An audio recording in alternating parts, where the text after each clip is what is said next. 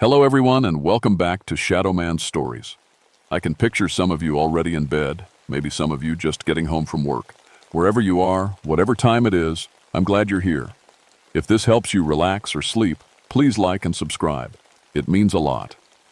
Now, let's get you comfortable and I'll tell you tonight's story.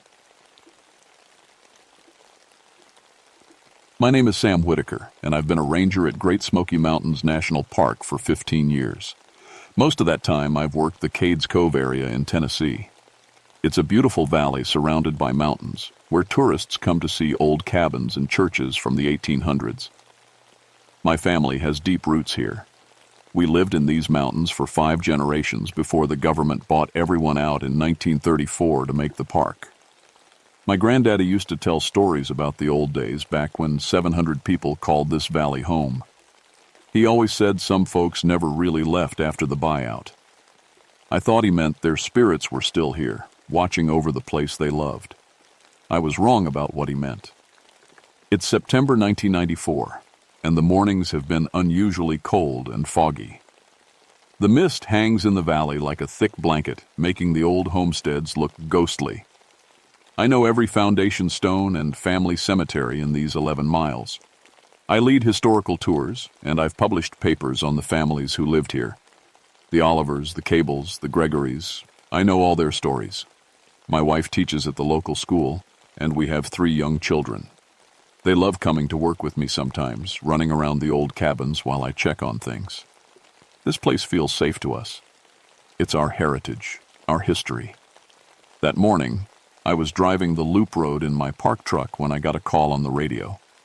A family was having some kind of problem at the John Oliver cabin.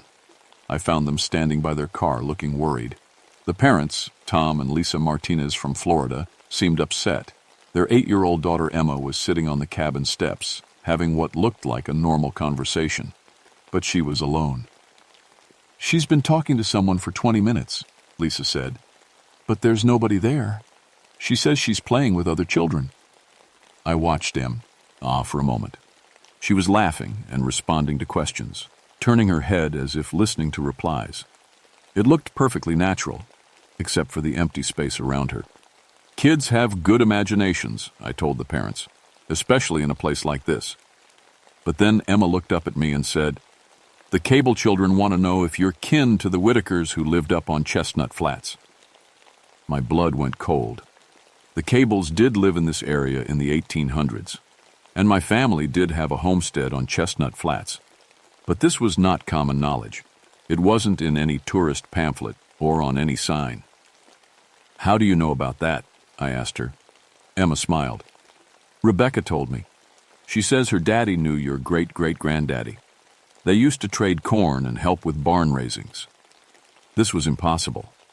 I'd researched my family history extensively. John Cable and my ancestor did know each other. But this information existed only in old family letters I'd found in my grandmother's attic. "Where are these children now?" I asked Emma. She pointed to the empty yard. "Right there. Can't you see them?" I saw nothing but grass and the old split-rail fence. The Martinez family left soon after, but not before Tom took several pictures of Emma playing by the cabin, standard tourist photos. Nothing seemed unusual at the time. That evening, I couldn't stop thinking about what Emma had said. I went home and pulled out my research files, double-checking the connection between the Cables and my family. Everything she'd mentioned was accurate. But how could a child from Florida know details that weren't written down anywhere public? My wife Sarah listened to the story over dinner. "Maybe she overheard another tour guide," she suggested, "or read it somewhere online." I'd been giving tours here for years. I never mentioned those specific family connections. They weren't part of the standard presentation. That night, I called my supervisor and requested permission to do some after-hours research in the valley. I told him I was working on a new interpretive program. It wasn't exactly a lie. The next morning brought more fog, thicker than usual. It clung to the valley floor like it had weight. As I drove the loop, I noticed something odd. The silence was too complete. Usually you'd hear birds, insects, the rustle of small animals in the brush. Today, nothing. I parked at the cable mill and walked around the area where Emma had been playing. The ground was soft from recent rain, and I could see the footprints from yesterday, the Martinez family's shoes and smaller prints from Emma. But there were other small footprints too, lots of them, bare feet mostly, and what looked like old-fashioned shoes with hard soles. The prints formed circles and patterns like children had been playing games.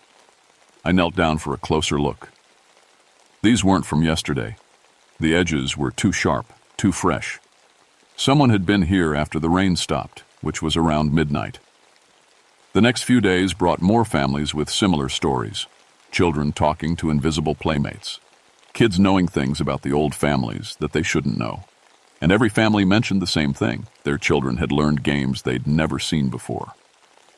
Tom Martinez called me on Thursday. He'd developed the photos from their trip, and he wanted me to see something. He drove up from Florida that weekend to show me. "Look at this," he said, spreading the pictures on my kitchen table. The photos showed Emma playing by the John Oliver cabin, just as I remembered. But in the background of 3 different shots, there were other children. Faint, almost transparent, but clearly visible. A girl in a long dress and bonnet. 2 boys in suspenders and work shirts. Clothing from the 1800s. "This is impossible," Tom said. There was nobody else there, just Emma. I studied the photos carefully. The ghost children looked solid enough, but something was wrong with the way the light hit them. They cast no shadows, and in one photo, I could see through the girl to the cabin wall behind her. "Have you shown these to anyone else?" I asked. "Just my wife. We didn't know what to think. Emma keeps asking when we can go back to play with her new friends." I made copies of the photos and started my own investigation. I began checking with other families who'd visited recently. Out of 12 families I contacted, 8 had similar experiences. Children talking to invisible friends. Kids coming home knowing old mountain songs. One 6-year-old from Ohio could suddenly play games with complicated rules that matched historical accounts from the 1800s. But the photos were the real proof. Family after family had pictures with extra children in the background. Always kids in old-fashioned clothes. Always slightly transparent. Always at the historical sites. I started staying late in the valley, watching the old homesteads as daylight faded. On Tuesday evening, I was parked near the primitive Baptist church when I heard something that made my skin crawl. Children's laughter. It was coming from the direction of the old schoolhouse foundation. But the schoolhouse had been torn down 60 years ago. Nothing was there now but stone foundations and weeds. I grabbed my flashlight and walked toward the sound. The laughter got clearer as I approached. I could hear individual voices, girls giggling, boys calling out. They seemed to be playing some kind of game. When I reached the foundation, the sound stopped. The silence was sudden and complete, like someone had turned off a radio, but I could smell something strange. Wood smoke and fresh bread baking. There was no fire anywhere, no houses for miles. Just empty forest and old stone foundations. I called my supervisor and requested backup. Martha Henderson, another ranger who also had a doctorate in Appalachian history, agreed to help with the investigation. I didn't tell her everything, just that families were reporting unusual experiences, and I wanted another professional opinion. Martha arrived Wednesday morning, and we spent the day interviewing recent visitors. By afternoon, she was as concerned as I was. "This is not normal," she said as we reviewed the photos and statements. "Something is definitely happening here." That evening, we both stayed late in the valley.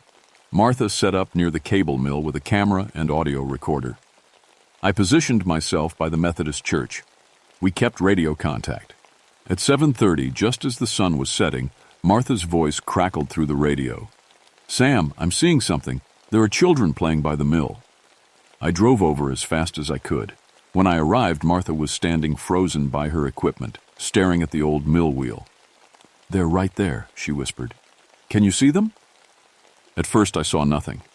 Then, like adjusting the focus on binoculars, shapes began to form. Children in old-fashioned clothes, running around the mill.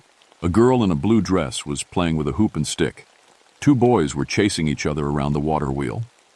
They looked completely real and solid, but when I moved to get a better view, they started to fade. Within seconds, they were gone. "Did you get pictures?" I asked Martha. She checked her camera.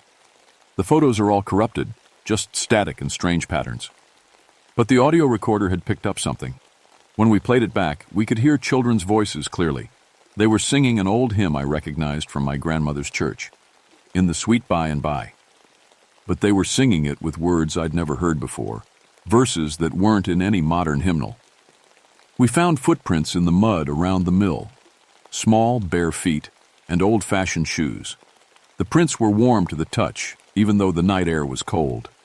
"This is really happening," Martha said. "These children are really here." That's when we heard a car door slam from the parking area. Tom Martin was back, and he had Emma with him. "She's been asking to come back every day," Tom explained. "She says her friends are waiting for her. I thought maybe if she saw there was nobody here, she'd let it go." But Emma ran straight to the mill, calling out, "Rebecca! John! I came back to play!" And then we saw them again. The ghost children appeared around Emma like she was a magnet. They looked more solid now, more real. Emma laughed and started playing a clapping game with the girl in the blue dress. "Emma," Tom called, "come back to the car." "Just a little longer, Daddy," Emma replied. "We're playing Granny Needle's Eye. It's really fun." I knew that game. It was mentioned in historical accounts from the 1800s. Children would form arches with their arms and sing while other kids passed through. But it wasn't played anymore. The rules had been forgotten for generations. "How do you know that game?" I asked Emma. "Rebecca taught me. Her whole family knows it."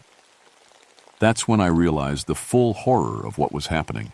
These weren't just ghost children playing harmless games. They were recruiting, teaching modern children their old ways, their old games, their old songs. They wanted playmates, and they'd been waiting for over 60 years to find them. The next morning, Emma Martinez couldn't be woken up. Tom called me in a panic from their hotel in Gatlinburg. Emma was breathing but completely unresponsive, like she was in the deepest sleep anyone had ever seen. "She keeps smiling in her sleep," Lisa said when I arrived. "And she's singing that old song you mentioned, the hymn." Emma's lips were moving slightly, singing "In the Sweet By and By" with those strange verses I'd never heard before. When I touched her hand, it was ice cold. The local doctor couldn't explain it. All her vital signs were normal, but she wouldn't wake up. It was like her mind was somewhere entirely. Martha and I returned to Cades Cove that afternoon with more equipment: digital cameras, audio recorders, temperature monitors, and EMF detectors. If something supernatural was happening, we were going to document it properly. We started at the John Oliver cabin, where Emma had first made contact. The temperature around the cabin was 15 degrees colder than the surrounding area. Our digital cameras malfunctioned constantly. Photos came out corrupted or showed impossible images. One picture of the empty cabin showed it fully furnished with 1800s furniture. Another showed children sitting on the porch that wasn't there when we took the photo. The EMF detector went crazy near the cabin foundation. The needle jumped and spun like we were standing next to high-voltage power lines. But there were no electrical sources for miles. "They're getting stronger," Martha said, checking her readings. "The spiritual energy is increasing." That's when we heard the singing. It was coming from inside the cabin. Children's voices, singing hymns in perfect harmony. But we could see through the windows that the cabin was empty. I opened the front door and stepped inside. The singing stopped immediately, but the air inside felt thick and electric. I could smell wood smoke and kerosene lamps, even though the cabin had been empty for decades. On the wooden floor, someone had left toys: a carved wooden horse, corn-husk dolls, glass marbles that looked handmade. All of them appeared to be genuine artifacts from the 1800s, but they looked like they'd been played with recently. "This is impossible," Martha said, photographing the toys. "These should be in museums. How did they get here?" I picked up one of the marbles. It was warm, like a child had just been holding it. We spent the rest of the day documenting similar phenomena at other sites. The cable mill had fresh corn scattered around it, as if someone had been grinding meal. The Methodist Church had hymnal pages laid out on the pulpit, pages from books that hadn't existed for over 100 years. Every location showed signs of recent activity by children, but children who'd been dead for generations. At sunset, we positioned ourselves at the primitive Baptist church to wait for full manifestation. Tom Martinez had brought Emma back, hoping that seeing her new friends might wake her up. She was still unconscious, but she was singing more loudly now. As darkness fell, the temperature dropped another 20 degrees. Our breath came out in clouds, even though it was September in Tennessee. That's when they appeared in full force. 23 children materialized around the church, ages ranging from about 5 to 14, all dressed in clothing from the 1800s. They looked completely solid and real, but they cast no shadows in our flashlight beams. The girl in the blue dress stepped forward. She was about 12 years old, with long, dark hair and serious eyes. "I'm Rebecca Cable," she said in a voice that sounded far away. "We've been waiting so long for friends to come play with us." "Your families left this valley long ago," I told her. "You should go be with them." Rebecca shook her head. "This is our home. We can't leave. But it's been so lonely since all the families went away. Emma understands. She wants to stay and play with us forever." Emma, still unconscious in her father's arms, smiled and began singing louder. "You can't have her," Tom said fiercely. "She's my daughter." The ghost children moved closer, forming a circle around us. Their eyes were sad but determined. "She's already chosen," Rebecca said. "Look." Emma was starting to fade. Her solid body was becoming transparent, just like the ghost children. She was joining them, leaving the world of the living behind. "Stop this!" Martha shouted. "Let her go!" But the children just smiled and began singing that strange hymn. As their voices grew louder, Emma became more and more transparent. Soon, we'd be able to see right through her. I realized then what my grandfather had meant when he said some folks never really left. These children had died in the valley during the 1800s. When their families were forced to leave in 1934, the living relatives moved on. But the spirits of the dead children stayed behind, lonely and forgotten. They'd been waiting 60 years for new children to find, children they could convince to stay and play forever. The temperature dropped to nearly freezing. Ice crystals began forming on the church windows. The ghost children's singing grew more intense, and Emma was almost completely transparent now. "There has to be a way to stop this," I said to Martha. That's when I remembered something from my research, a detail about child deaths in the valley. Between 1820 and 1870, 23 children had died in Cades Cove from various causes. Disease, accidents, stillbirths. Exactly 23. The same number of ghost children surrounding us now. I also remembered reading about their burial places.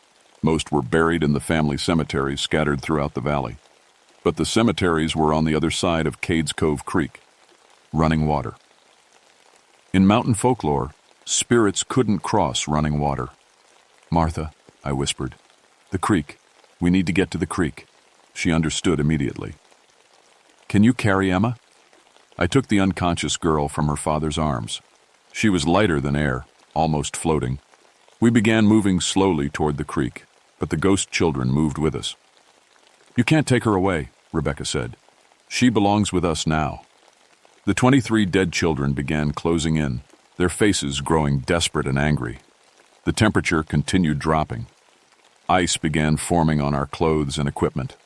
"Run," I told Tom and Lisa. "Get to the creek." We ran through the darkness toward the sound of running water, the ghost children pursuing us with voices that sounded like wind through dead leaves. Emma was becoming so transparent I could barely hold on to her. But as we reached the creek bank, something hanged. The ghost children stopped at the water's edge, unable or unwilling to cross. Emma began solidifying again. Color returned to her face and her body felt warm and real in my arms. "No fair," Rebecca called from across the water. "We just want to play. We've been so lonely." Emma opened her eyes for the first time in hours. She looked back at the ghost children with sadness and longing. "I have to go home now," she told them. "But maybe I can visit again sometime." "Forever and ever," Rebecca replied. "We'll wait for you forever and ever." Emma recovered completely, but she retained all the memories of her time with the ghost children. She could sing their songs, play their games, and knew details about their lives that no living person should know. Over the next week, Martha and I researched everything we could find about the 23 children who had died in Cades Cove. Death records, family letters, cemetery plots. We found them all. Rebecca Cable, age 12, died of influenza in 1847. John Oliver Jr., age 8, drowned in the mill pond in 1852. Mary Gregory, age 6, died of fever in 1863. 23 children, all buried in family plots throughout the valley, all buried on the far side of Cades Cove Creek, from where they'd been appearing. They're trapped, Martha realized. They can't cross running water to reach their graves. They've been stuck in the valley for over a century. But that wasn't the worst part. Research into missing persons reports revealed a disturbing pattern. Since 1934, when the park was created, 14 children had disappeared temporarily in the Cades Cove area. All were found days later with no memory of the missing time, but exhibiting strange knowledge of historical events and customs. Emma wasn't the first child the ghosts had tried to recruit. They'd been practicing for 60 years, getting better at luring modern children into their eternal games. We have to do something, I said. More families visit here every day, more children. But what could we do? The ghost children weren't evil, just desperately lonely. They'd been isolated in the valley since 1934, watching their homes turned into tourist attractions, their families' graves visited by strangers. Martha suggested we try to help them cross over to the other side. In the old mountain traditions, spirits need proper recognition and farewell to find peace. We decided to attempt communication with Rebecca Cable, who seemed to be their leader. On Sunday morning, we returned to the Methodist church with a plan. I brought my great-grandfather's pocket watch, a family heirloom from the 1800s. Martha brought copies of all our research on the 23 children, and Tom Martinez brought Emma, who insisted she wanted to help her friends. The ghost children appeared as soon as Emma called to them. They looked sadder now, more desperate. Several were crying. "We thought Emma was going to stay," Rebecca said. "Why did you take her away?" "Because she has a family who loves her," I replied.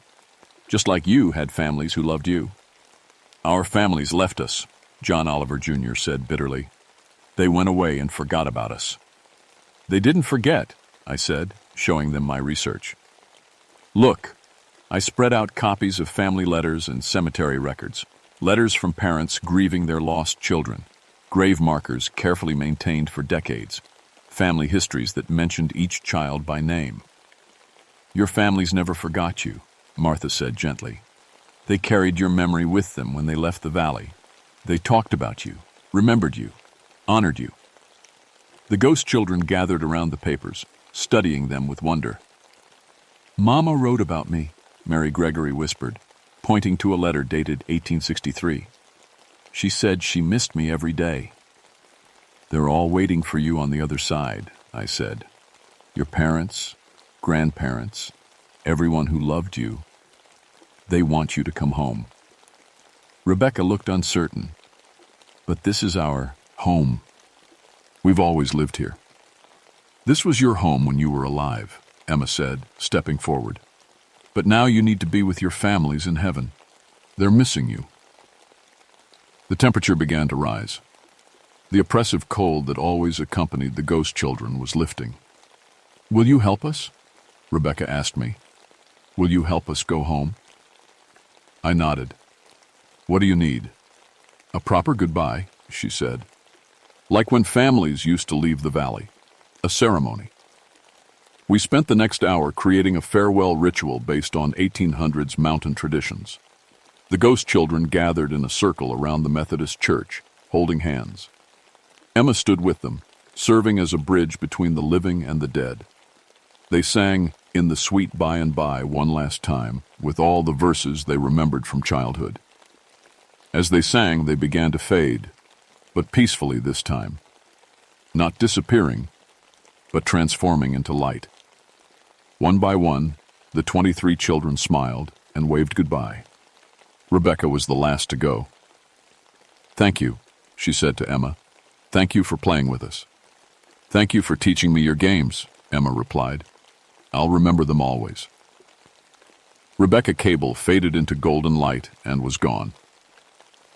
The valley felt different immediately, warmer, more peaceful. The oppressive silence lifted, and we could hear birds singing again. "It's over," Martha said. "They've found peace." But as we packed up our equipment, Emma tugged on my sleeve. "Mr. Sam," she said quietly, "Rebecca told me something before she left. She said there are other children in other valleys, other places where families were forced to leave. They're still waiting for someone to help them go home too." I looked across the peaceful valley, thinking about all the displaced communities throughout Appalachia, all the families forced to leave their ancestral homes for progress, for parks, for industry. How maho. Nigh other lonely spirits were still waiting. Emma and her family returned to Florida the next day, but not before promising to visit again someday. Emma had changed. She was quieter, more thoughtful. She'd experienced something most people never would. She'd been a bridge between the living and the dead. "Will you be okay?"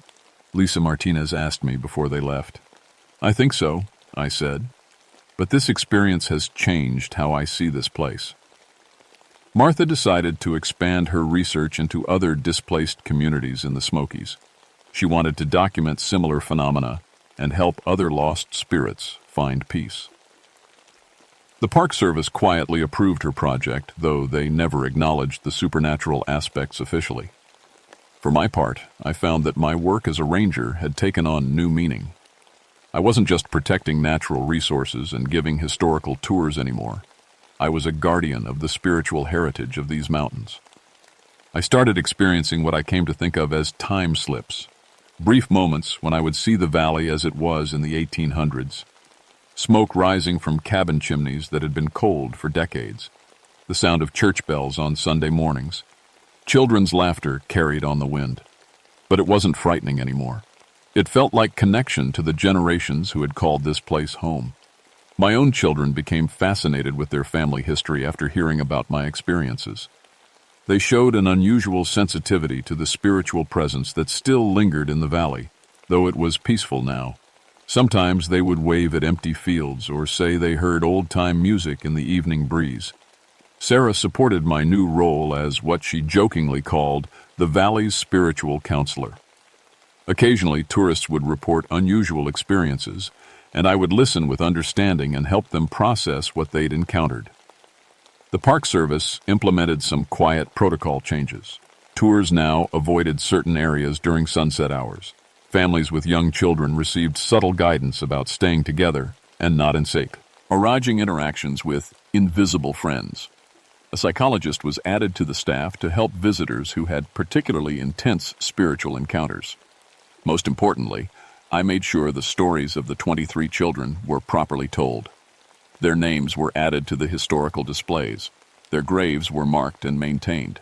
Their memory became part of the official heritage of Cades Cove, so future generations would know that children had lived and played and died in this valley long before it became a tourist destination. But late at night, when I drive the empty loop road on patrol, I sometimes wonder about Emma's last words. About other valleys, other displaced communities, other lonely spirits still waiting for recognition and peace. The mountains are full of old stories. Some of them are still unfinished. Just last week, I got a call from a ranger at Cumberland Gap National Historical Park. Families there were reporting children talking to invisible playmates at historical sites. Kids coming home knowing old folk songs they'd never heard before. Martha's already packing her research equipment. I told my supervisor I might need to take some personal time soon. There are other children who need help finding their way home. Because now I understand what my grandfather really meant when he said some folks never really left. Sometimes they're not haunting a place. They're just lost, waiting for someone to care enough to help them find peace. If your children start playing games you don't recognize with invisible friends at historical sites, pay attention to what they're learning. They might be the key to helping lonely spirits finally go home. And if you visit Cades Cove on a misty September morning, listen carefully to the wind through the trees. Sometimes you can still hear the echo of children's laughter, but it's happy now. They're not waiting anymore. They've gone home to their families. But in other valleys, in other forgotten places, other children are still calling out across the years, hoping someone will remember their names and help them find the light. The mountains remember everything, and sometimes they need our help to let go.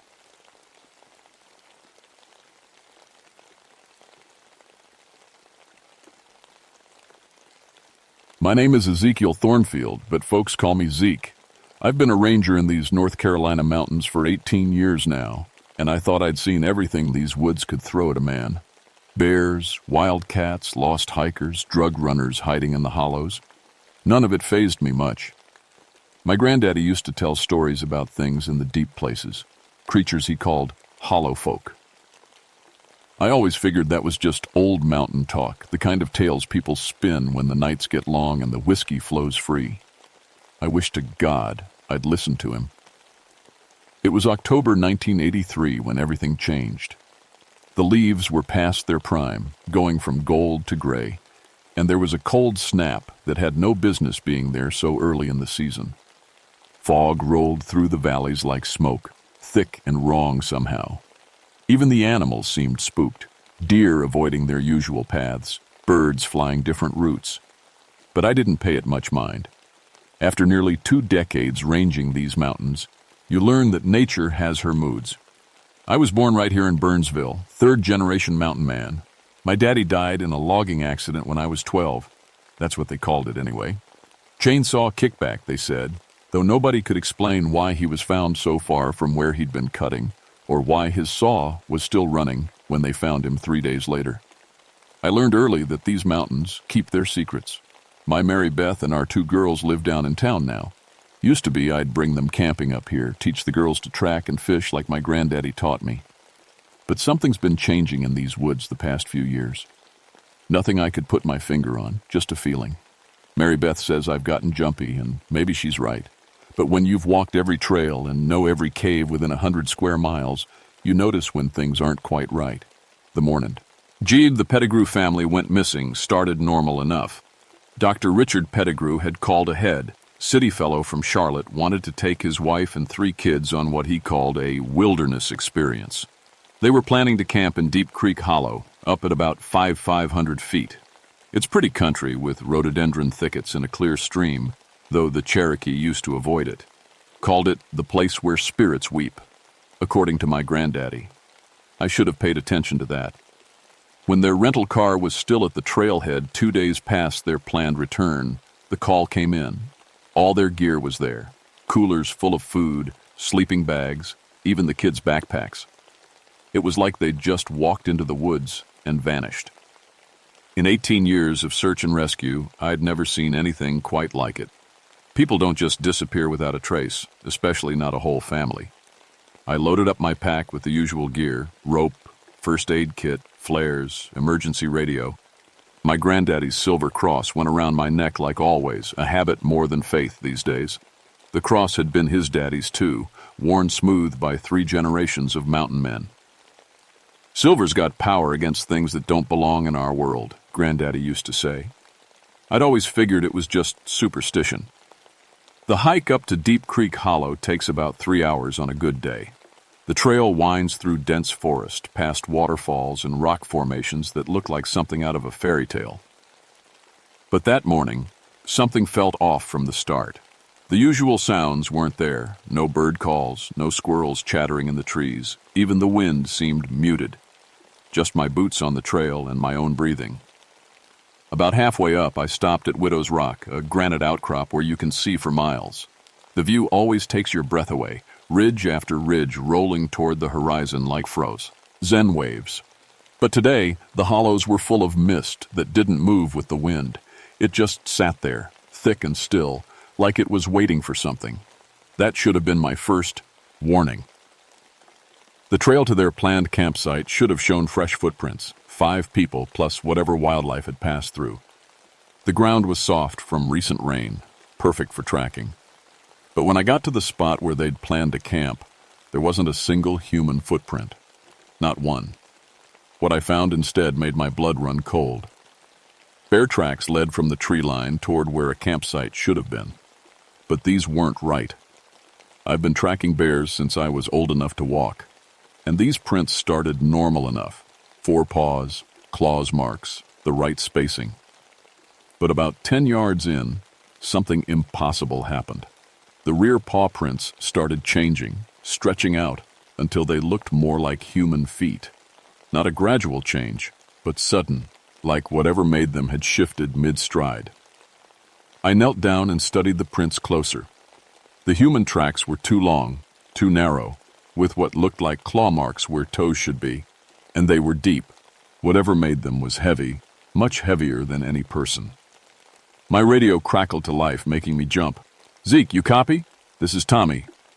Tommy Caldwell was my backup, a good ranger even if he was only in his 3rd year on the job.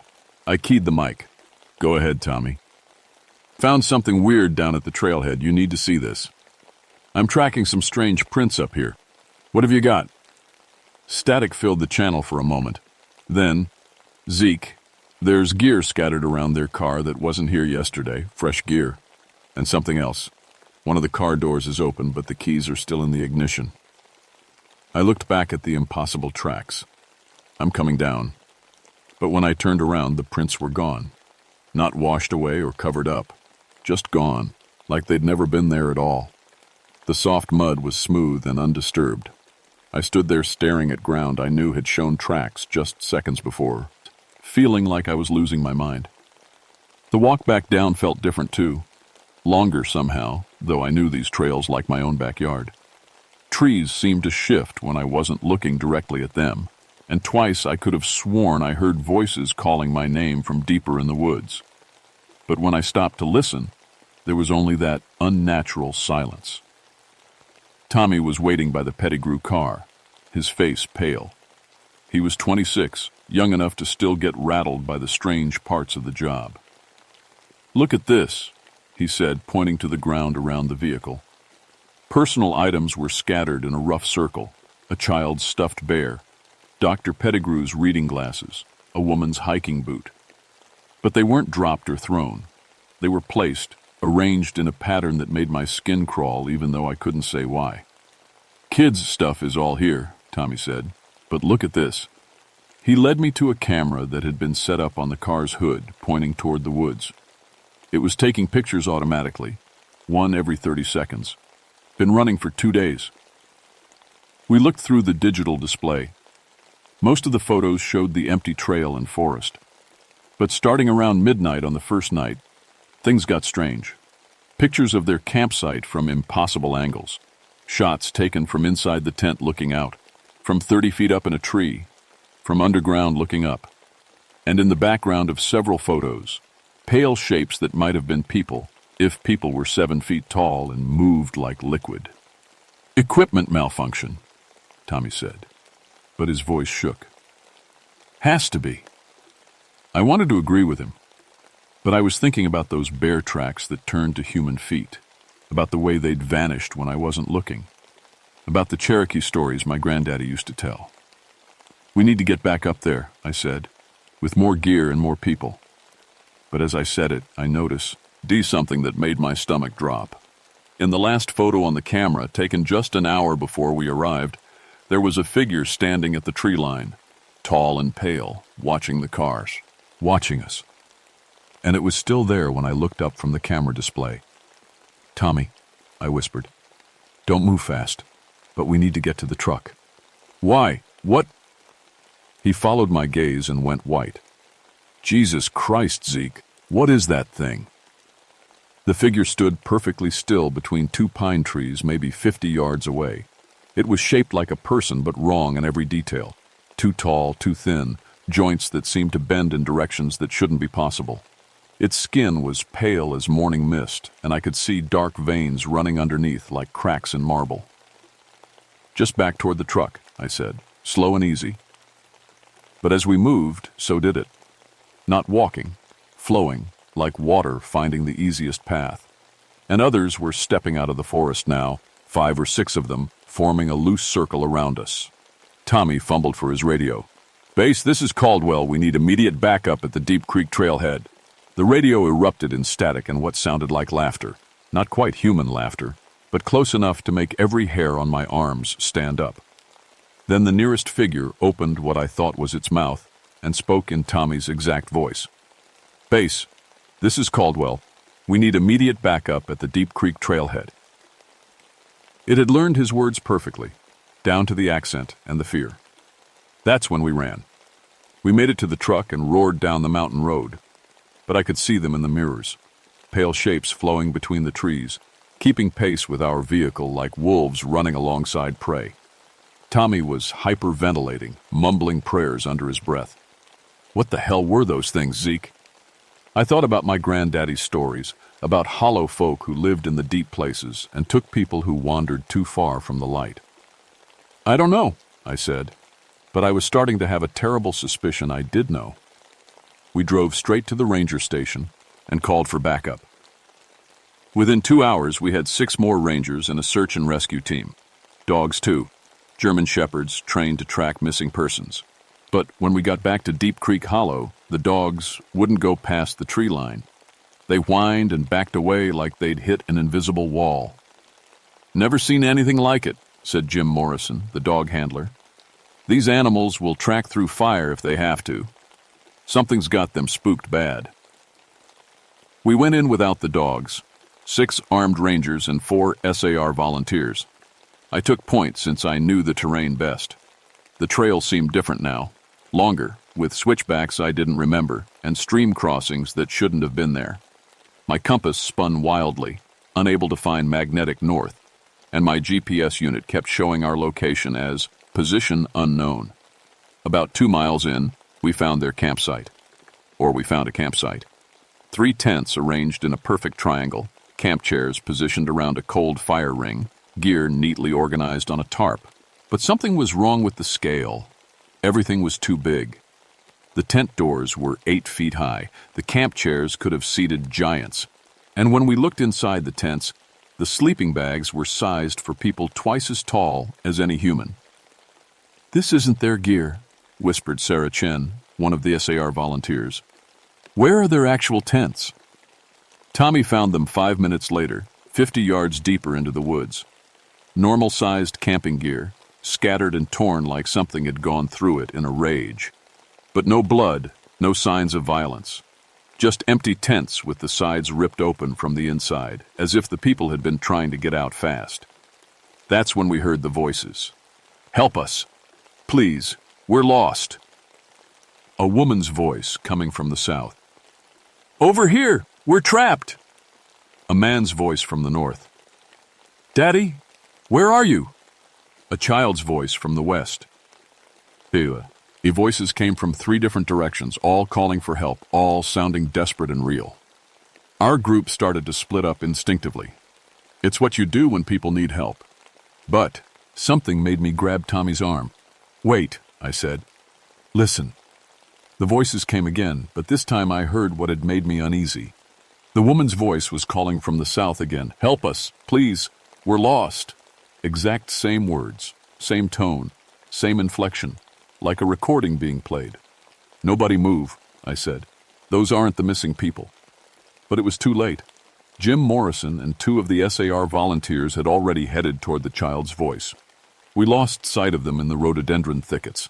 Their radios went to static immediately. The remaining 6 of us huddled together as the voices continued, now coming from all directions.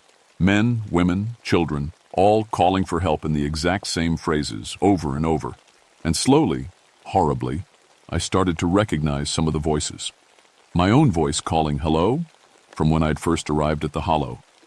Tommy's voice repeating his radio call for backup. Even my granddaddy's voice, though he'd been dead 10 years, calling my name like he used to when I was a boy. "They're learning," I said. "They take people and learn their voices." Sarah Chen was crying now. "What do we do? What do we do?" Before I could answer, Tommy screamed. He was staring at something in the trees, pointing with a shaking hand. Hanging from a branch 15 feet up was a jacket, bright blue Gore-Tex, expensive hiking gear. It was definitely a woman's jacket, and there was fresh blood on the sleeve.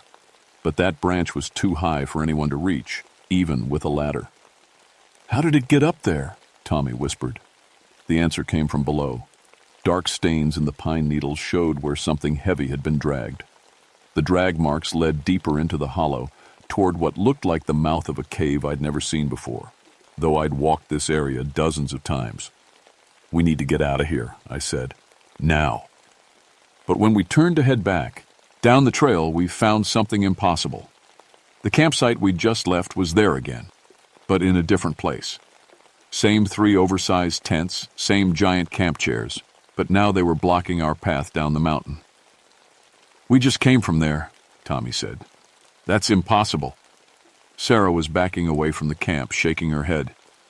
"This isn't real. This can't be real." That's when they showed themselves fully. 7 figures emerged from the trees around us. Up close, they were even worse than I'd imagined. Their skin was translucent, showing dark veins and what looked like moving shadows underneath. Their limbs were too long, joints bending in ways that hurt to look at. And their faces, God help me, they barely had faces at all. Just smooth skin with slits where eyes should be, and mouths that opened too wide, showing rows of teeth like broken glass. The tallest one moved toward Tommy, and when it touched him, he aged 20 years in seconds. His hair went gray, then white. His face lined and sagged. He looked at me with eyes full of terror and confusion.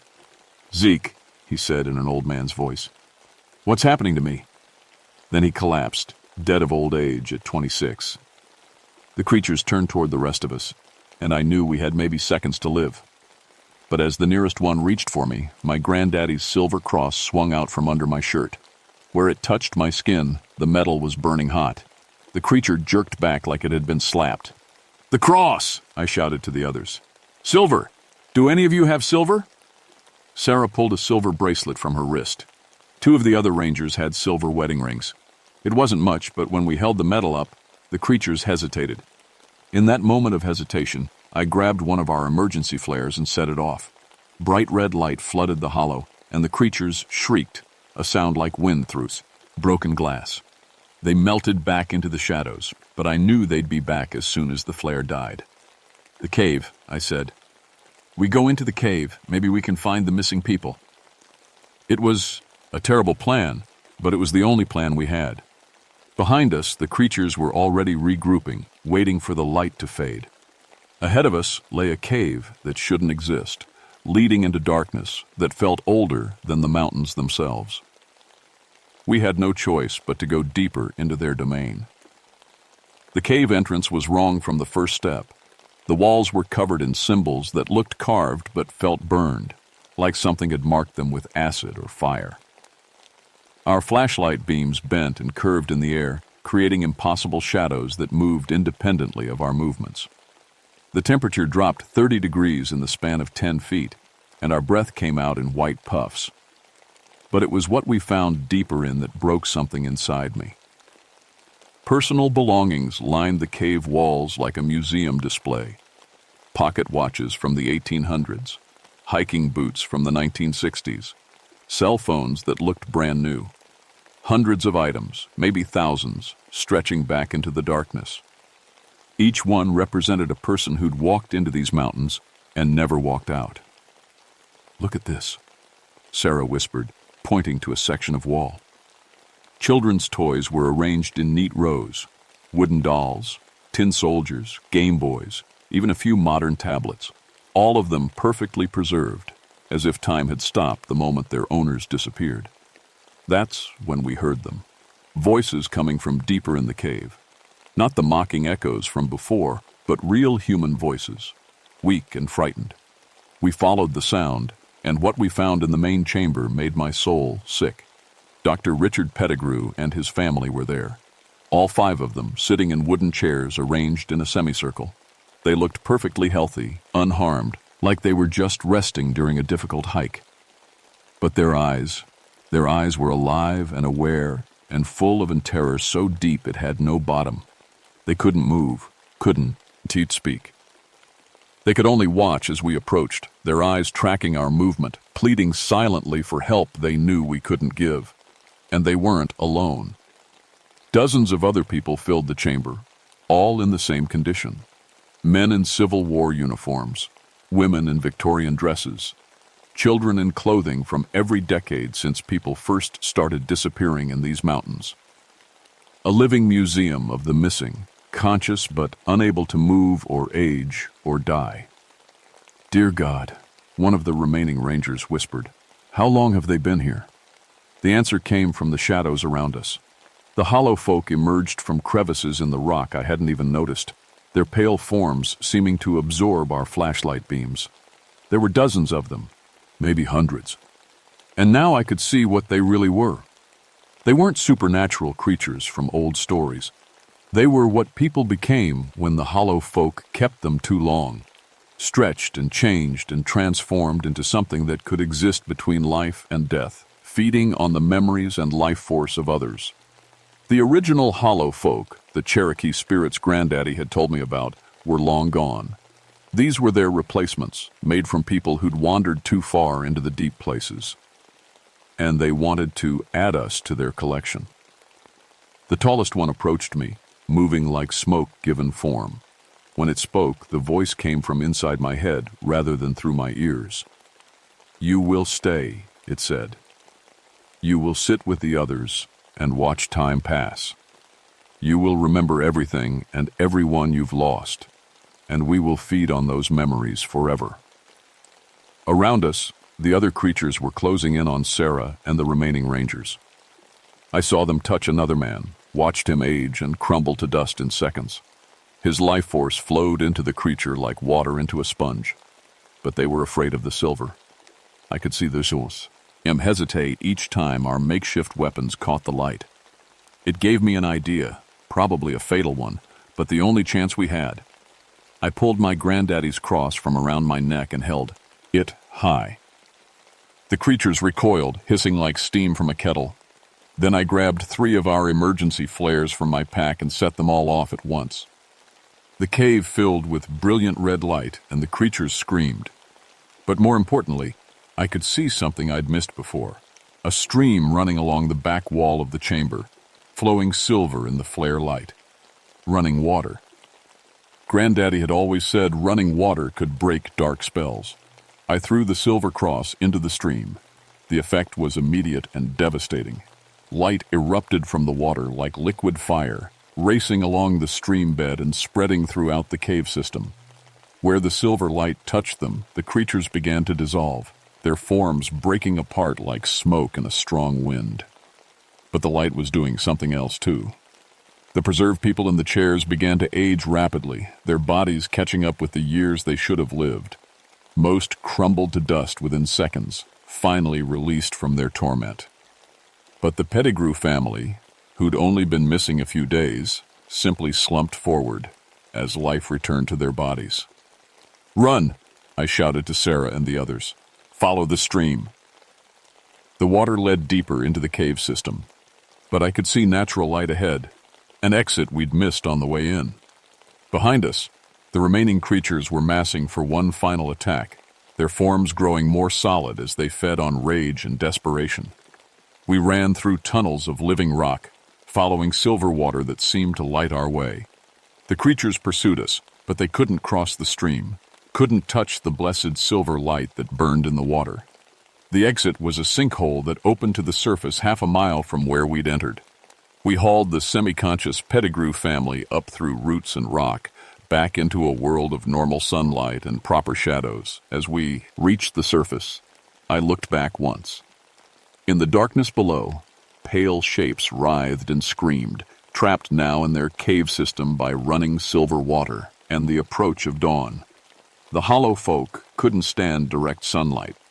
That much of Granddaddy's stories had been true. They found us 3 hours later. A logging crew heading to work spotted our emergency flare and called it in. By then, I was hypothermic and delirious. My hair turned completely white from what the doctors said was severe shock. The Pettigrew family was alive but traumatized, with no clear memory of their time in the cave. Tommy Caldwell's death was officially blamed on a heart attack brought on by overexertion. The 3 SAR volunteers who'd followed the voices were never found, though search teams spent 2 weeks combing the area. The Pettigrew disappearance was attributed to getting lost in a cave system during an unauthorized exploration. Deep Creek Hollow was declared geologically unstable and closed to the public indefinitely. Heavy gates went up at all trail access points with warnings about rockfall and dangerous terrain. But I know the real reason it was sealed. Some places are too dangerous for ordinary people to stumble into.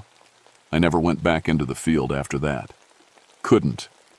The sight of deep woods makes me sick now, and I can't stand to be alone after dark. The Park Service gave me a medical transfer to administrative duties, said I'd earned it after 18 years of good service. Mary Beth thinks I had some kind of breakdown, and maybe she's right. Our marriage is strained now. Hard to explain why you wake up screaming without sounding crazy. The physical changes were harder to hide. My hair never returned to its original color, and my left hand, the one that held Granddaddy's cross, bears burned scars that never heal. The doctors can't explain it, but I can. Silver burns when it touches evil, but it burns the person holding it too. Sometimes I wonder if it was worth it. But then I think about Dr. Pettigrew's kids, alive and growing up normal, and I know it was. Even if no one believes the real story, even if I'll never be the same, we stopped something ancient and hungry from claiming more victims.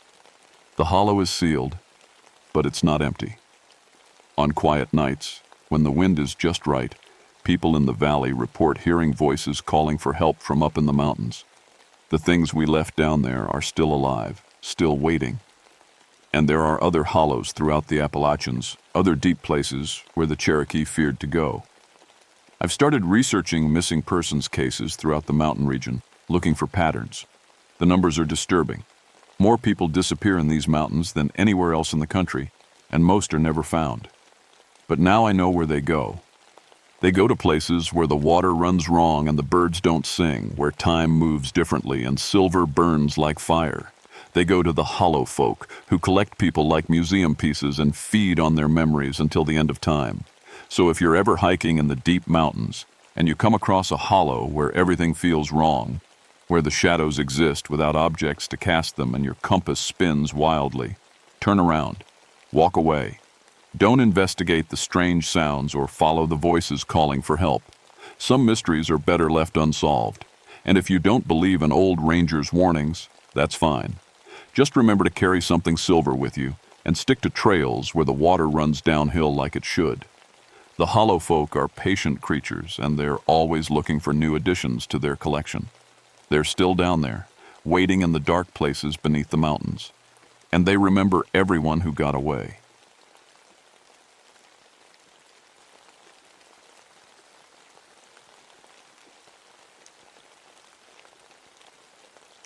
My name is Rebecca Huntsman, but everyone calls me Becca. I've been a park ranger for 11 years now, working the Blackwater Falls area of Monongahela National Forest in West Virginia. Before that, I spent 6 years in the Army as military police. I've seen a lot of bad things in my life: roadside bombs in Afghanistan, drug dealers in the mountains, tourists who think they know better than nature. But nothing prepared me for what I found in those woods in July of 1987. I moved to West Virginia after my parents died in a car crash back in Philly. Needed the quiet after everything: the war, the loss, the nightmares that wouldn't stop. The mountains gave me peace, or at least they used to. It was a Tuesday morning when the call came in. 6 college kids from Virginia Tech had gone camping near the falls. Their families expected them back Sunday night. It was now Wednesday, and nobody had heard from them. Probably just lost track of time, I told Sheriff Morrison over the radio. College kids, you know how it is. Maybe, he said, but their cars are still at the trailhead. Tents are set up, but looks like they just vanished in the middle of making dinner. That got my attention. In 11 years, I'd seen plenty of missing hikers.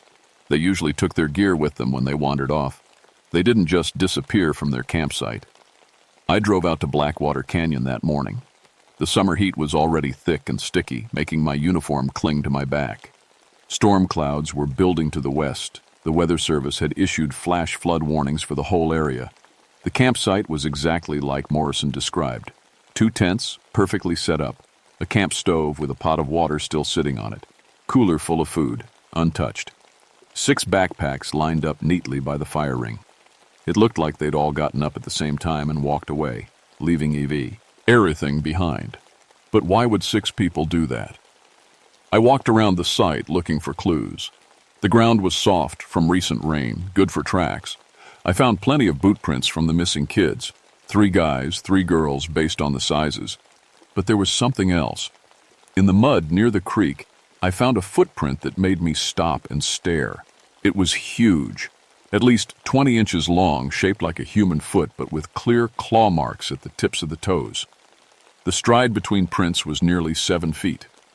I'd seen black bear tracks plenty of times, but this wasn't a bear. Bears don't walk on 2 legs for extended distances, and their feet don't look anything like this. I took photos and measurements, then called it in. "Morrison, you need to get out here," I said into my radio, "and bring that state police detective you've been working with." "Why? What'd you find?" I looked at the massive print again, then at the abandoned campsite.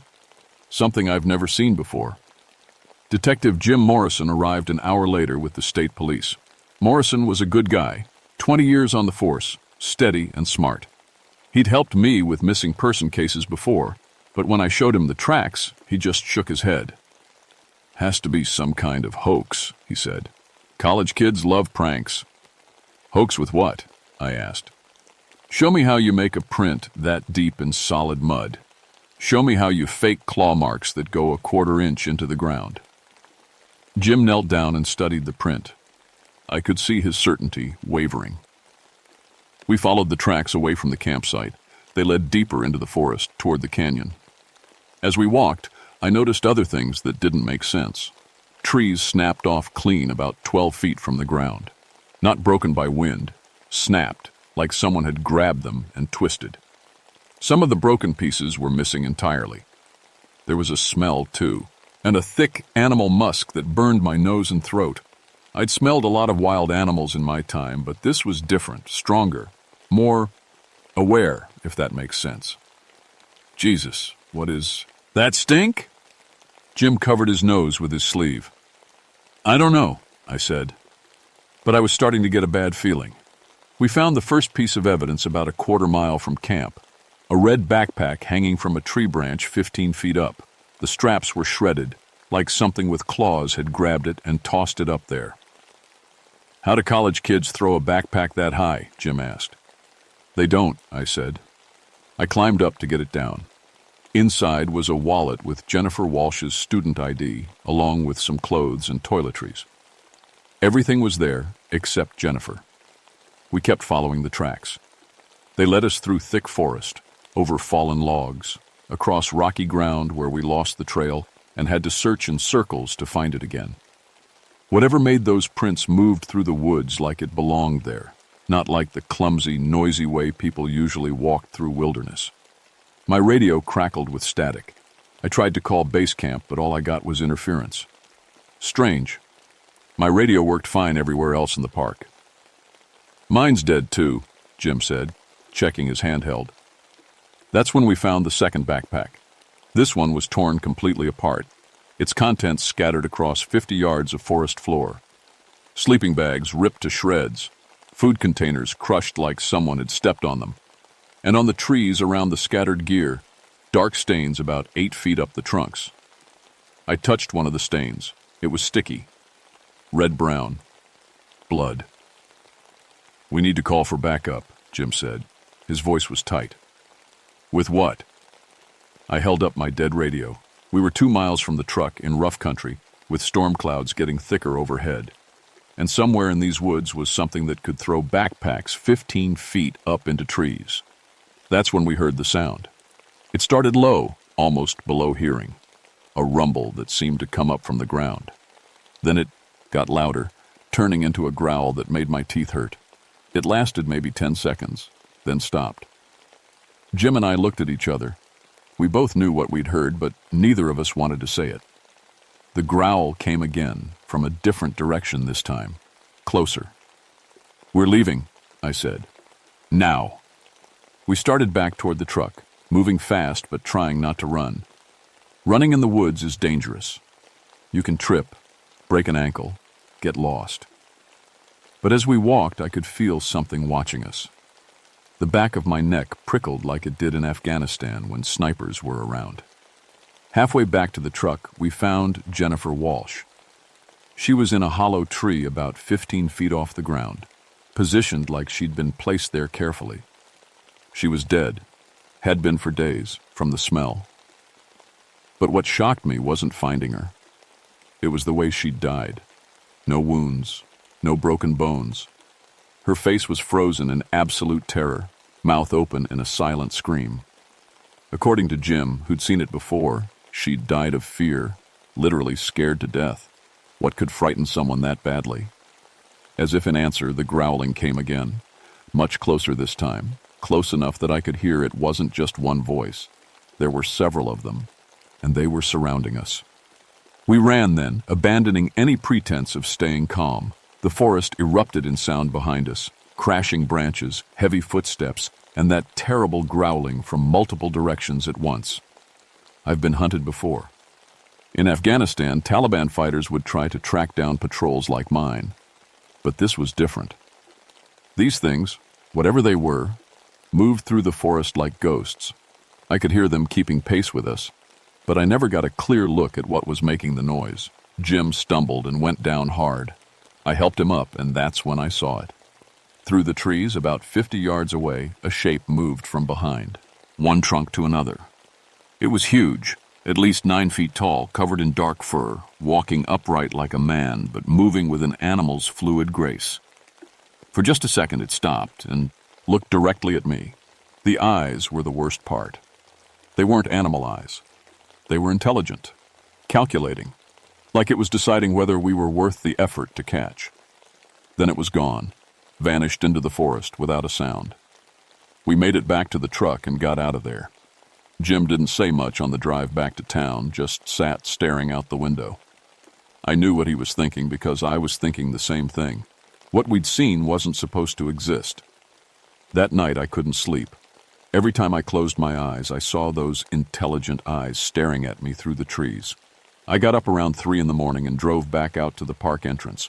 I told myself I was just checking on things, but really, I needed to know if it had been real. The parking area was empty, except for the college kids' cars, still sitting where they'd left them days ago. I sat in my truck with the windows down, listening. At first, just normal forest sounds. Owls, insects, the distant sound of the waterfall. Then I heard it. 3 knocks on wood. Pause. 3 more knocks. It was coming from the direction of the campsite, deep in the woods. I'd heard about this from other rangers in different parks. Wood-knocking sounds that some people claimed were made by Bigfoot. I'd always figured it was just trees falling or woodpeckers. But this was too regular, too intentional. And as I listened, I heard answering knocks from other parts of the forest, like they were talking to each other. I grabbed my flashlight and my service pistol and started walking toward the sounds. I know it was stupid, but I had to know. 4 more college kids were still missing, and if there was even a chance they were alive. The knocking stopped when I got close to the campsite. Everything went dead quiet. No insects, no nightbirds, nothing. Like the whole forest was holding its breath. I swept my flashlight beam across the abandoned camp. The tents were still there, but now there was something else. The missing backpacks, all 4 of them, were lined up neatly by the fire ring. They hadn't been there when Jim and I left that afternoon. Someone had brought them back. I approached slowly, pistol drawn. The packs looked like they'd been searched through carefully, contents sorted and repacked. On top of each one was a personal item, a watch, a necklace, a keychain, like trophies. That's when I realized something was moving in the tree line behind me. I spun around, flashlight beams swinging across the forest. For a split second, the light caught something, a massive silhouette disappearing behind a tree. Then branches crashed and I heard heavy footsteps moving away through the woods. But the footsteps were going in the wrong direction, away from me. Which meant whatever I'd just seen wasn't running from me. It was leading me away from something else.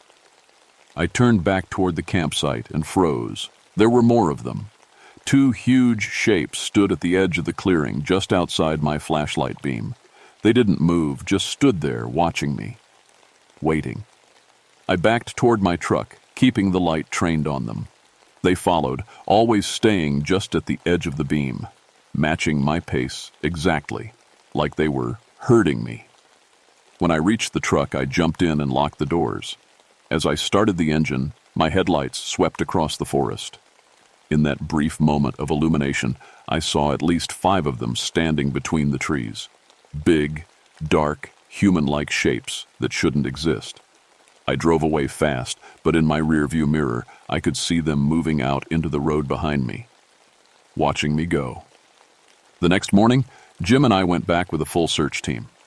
We found the remaining 4 college students in a hidden ravine about a mile from the campsite, and they were arranged in a circle, holding hands, all facing inward. Like the first girl, they'd died of fear. No injuries, just absolute terror frozen on their faces. But here's the thing. That still gives me nightmares.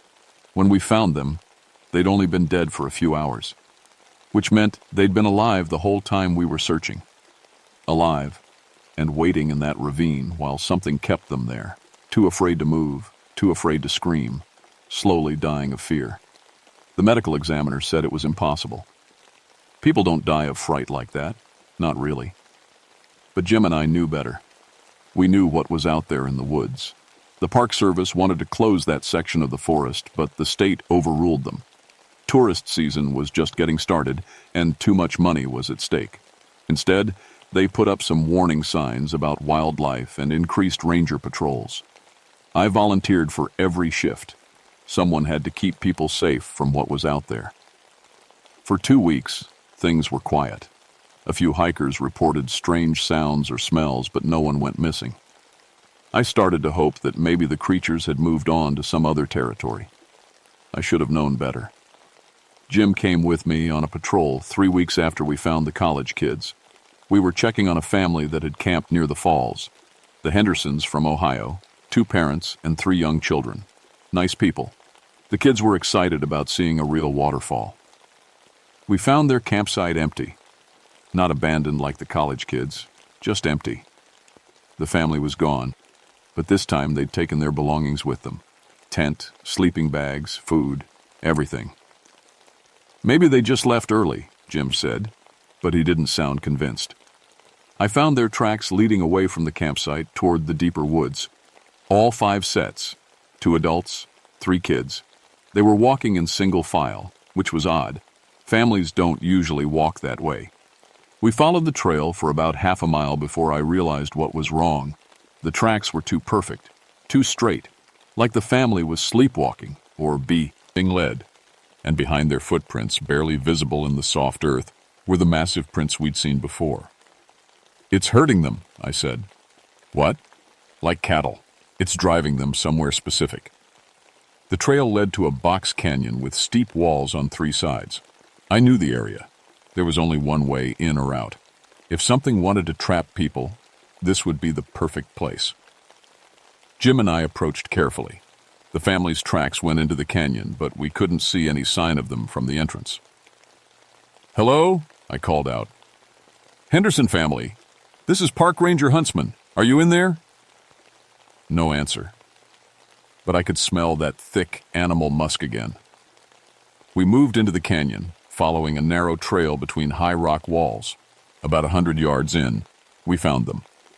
The Henderson family was huddled against the back wall of the canyon, the parents shielding their children. They were alive but barely conscious, staring at something with the same expression of absolute terror I'd seen on the dead college students. Following their gaze, I looked up. It was crouched on a ledge about 20 feet above us. The biggest one I'd seen yet, at least 10 feet tall, covered in dark brown fur, with arms like tree trunks and hands that ended in claws. But the face was the worst part. It was almost human, but wrong. Intelligence burned in those dark eyes, but it was alien intelligence, predator intelligence. It had been playing with the family, keeping them alive and terrified for its own entertainment. When it saw us, it dropped down from the ledge with surprising grace. Jim went for his gun, but the thing moved faster than anything that big should be able to move. It knocked Jim aside like he was a child, sending him crashing into the rock wall. I drew my pistol and fired 3 shots, center mass. The bullets hit. I saw the impacts, but the creature barely flinched. It oaked down at the tiny wounds, then looked back at me with what I swear was amusement. Then it started toward me. I emptied my clip into it, but the bullets might as well have been gnats. It reached out with one massive hand, and I thought I was dead. That's when Jim's radio crackled to life. The electromagnetic interference that had been jamming our communications chose that moment to clear up. The radio's speaker blasted static and garbled voices at full volume, and the creature jerked back like it had been slapped. I grabbed Jim's radio and turned the volume all the way up. The feedback screech that emerged made my ears ring, but the creature stumbled backward, clapping its hands over its ears. "The noise!" I shouted to Jim. "It doesn't like the noise!" Jim was hurt, but still conscious. He pulled out his emergency whistle and blew it as hard as he could. I found my own whistle and joined him. Between the radio feedback and the whistles, the creature was clearly in pain. It retreated toward the canyon entrance, moving erratically. I helped Jim to his feet, and we got the Henderson family moving. The kids were crying, but they could walk. We made it out of the canyon, but the creature followed us. It stayed back, hurt by the noise, but not willing to give up its prey. I could see others moving through the trees on either side of the trail. At least 3 more of them, keeping pace with us. They were herding us again, but this time toward the road where help might be coming. The longest mile of my life was that walk back to the parking area with those things shadowing us through the trees. Every few minutes, one would show itself just long enough to remind us it was there.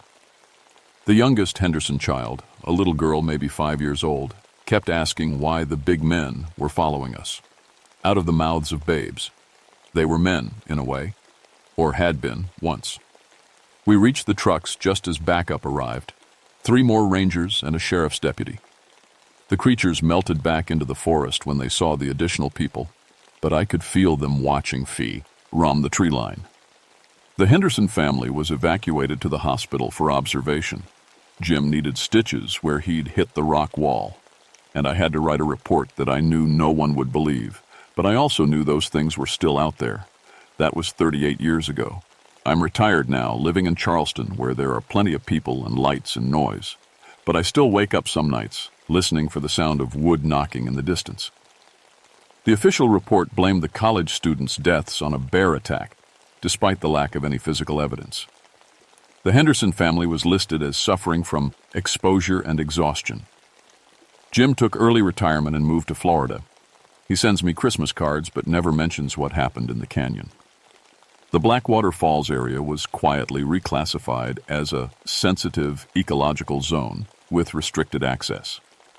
Too many hikers had been reporting strange encounters, glimpses of large animals that walked upright, powerful smells, sounds that didn't match any known wildlife. The Park Service decided it was easier to limit access than investigate. But I know the truth. Those creatures are still out there. Maybe not in the same numbers, maybe more careful now, but still hunting. I've heard similar stories from rangers in other parks. Olympic, Great Smoky Mountains, Yellowstone. Always the same details. Always the same official denials. I tried to go back once, about 10 years after it happened.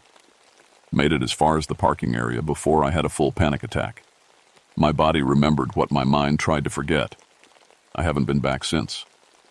Sometimes people ask me about Bigfoot sightings, especially young rangers who've heard rumors about what happened. I tell them to be careful in the deep woods, to trust their instincts, to remember that some things in nature are bigger and smarter than we like to admit. And if they ever hear wood knocking in the forest, I tell them one thing: don't knock back. Some things will answer calls you don't want to make. The Henderson family moved to Arizona after BCO that summer. The father called me once, a few years later. He said his youngest daughter still had nightmares about the big men in the woods. The therapists called it childhood trauma, but the father knew better. "They're still out there, aren't they?" he asked. I told him yes, because lying to him wouldn't make his daughter's nightmares go away, and it wouldn't keep other families safe. The truth is simple. We share this world with things we don't understand. Most of the time, they leave us alone. But sometimes in the deep places where the old rules still apply, they remind us that we're not at the top of the food chain. I learned that lesson in the summer of 1987 in the forests around Blackwater Falls. It's a lesson I'll carry until the day I die. And somewhere in those dark woods, I know they're still waiting for the next group of campers who think they know what's out there in the wilderness. They have no idea. Rebecca Becca Huntsman served as a park ranger for 15 years before taking early retirement.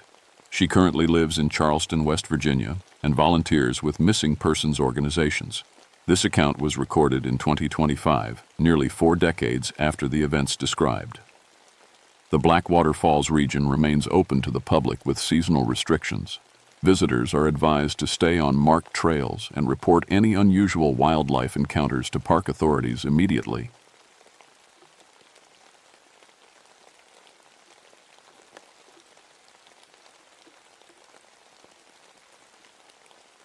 My name is Daniel McCready, but folks just call me Dan. I've been a park ranger in Jefferson National Forest for 12 years now, and I thought I knew every danger these Virginia mountains could throw at me. Fire, falls, and getting lost. Those were the big 3 that kept me busy. Then October of 1991 came around, and I learned there was something else living in these woods. Something that had been waiting for over 200 years. I grew up in coal country, son of a miner who never made it past his 40th birthday. The black lung got him when I was 19. My younger brother Tommy wasn't so lucky. Mine collapse took him at 16. That's when I decided books were my way out, not a pickaxe. Got myself through college, became a paramedic, then found my calling in these mountains. My mama always said I had healing hands, just like her mama before her. She knew all the old mountain ways. Which plants could cure a fever, which ones would kill you if you weren't careful. I put all that aside for modern medicine, figured science was better than superstition. Wish I'd listened when she warned me about the old woman at Raven Rock. The call came in on a Tuesday morning, first week of October. The leaves were turning, painting the mountainsides in reds and golds that took your breath away. Dr. Sarah Fleming and her research team from the university had gone missing. They'd been studying rare plants around Raven Rock Overlook, trying to catalog species before winter set in. Found their camp intact, Sheriff Morrison told me over the radio. But something's not right about it. Need you to take a look. I grabbed my gear, EMT kit, rope, emergency supplies, and headed up the winding trail toward Raven Rock. The air was thick and still, unusual for October. Should have been crisp and cool, but it felt more like August. The drought had been bad that year, leaving the forest bone dry and dangerous. 20 minutes up the trail, I started noticing things that made my skin crawl. No birds singing, no squirrels chattering. Even the insects seemed to have gone quiet. In 12 years of walking these woods, I'd never heard such complete silence. Then I smelled it, a sweet, heavy scent that reminded me of flowers, but wrong somehow, like roses left too long in a closed room. It made my head spin a little, so I breathed through my mouth and kept walking. The research camp sat in a small clearing about half a mile from Raven Rock itself. 3 tents arranged in a perfect triangle, equipment neatly stacked, camp chairs positioned around a cold fire pit. Everything looked normal at first glance, but when I got closer, my stomach turned. All their personal items, clothes, books, research papers, had been arranged in strange patterns around each tent. Socks laid out in spirals, notebooks stacked in perfect pyramids, pens and pencils forming intricate symbols I didn't recognize. Nobody sets up camp like that. Nobody. I keyed my radio. "Sheriff, this is Dan. You need to get state police up here and maybe someone from the university who knew these people." "That bad?" I looked around the silent camp, breathing in that sickly sweet smell that seemed to be getting stronger. "Yeah, that bad." State Police Officer Jake Collier arrived an hour later, a good man I'd worked with before on search and rescue. Jake was the kind of guy who believed in facts and evidence, nothing more. That was about to change. "So what do you think?" he asked, studying the weird arrangements around the camp. "Honestly, I have no idea, but look at this." I led him to Dr. Fleming's research station. Her notebook lay open, pages covered with detailed drawings of plants. Beautiful work. She really knew her stuff. But something about the sketches bothered me. "These don't look like anything that grows around here," I said, pointing to a drawing of a flower with too many petals arranged in an impossible spiral. Jake squinted at the page. Maybe she was documenting new species? I was about to agree when something made me look away and then back again. The drawing had changed, just slightly. The petals were arranged differently now, and there seemed to be more of them. "Jake, look at this picture." He glanced down. "What about it?" The drawing was back to how it had been before. I rubbed my eyes, figuring the strange smell was getting to me more than I thought. "Never mind. Let's check out the area." We spent the next hour searching and expanding circles around the camp, found more of Dr. Fleming's research notes scattered through the trees, pages torn and dirty. But the plant sketches on every page seemed to move when I wasn't looking directly at them. Leaves would appear to rustle. Flowers would seem to turn toward the light. "Dan, you okay?" Jake was watching me with concern. "You look pale." "Just tired. This smell is giving me a headache." But it was more than that. My compass was acting weird, needle spinning without settling on any direction. Jake's was doing the same thing, and the GPS unit kept showing coordinates that couldn't be right. According to it, we were somehow 3 miles north of where we'd started, even though we'd barely walked a quarter mile from camp. That's when we heard her voice. "Help me! Please, someone help me!" Dr. Fleming's voice, clear as day, coming from deeper in the woods. We both ran toward the sound, crashing through underbrush and jumping fallen logs. The voice kept calling, always seeming to come from just ahead of us. "This way!" Jake shouted, veering left toward a steep slope. But I was hearing the voice from the right, toward Raven Rock itself. We stopped, looking at each other with confusion. "You heard her calling from over there?" I asked. "Yeah, didn't you?" We were pointing in completely different directions. The voice came again, weaker now, more desperate. "Help! Please! Can't! Much longer!" This time it seemed to come from everywhere at once, echoing off the trees and rocks.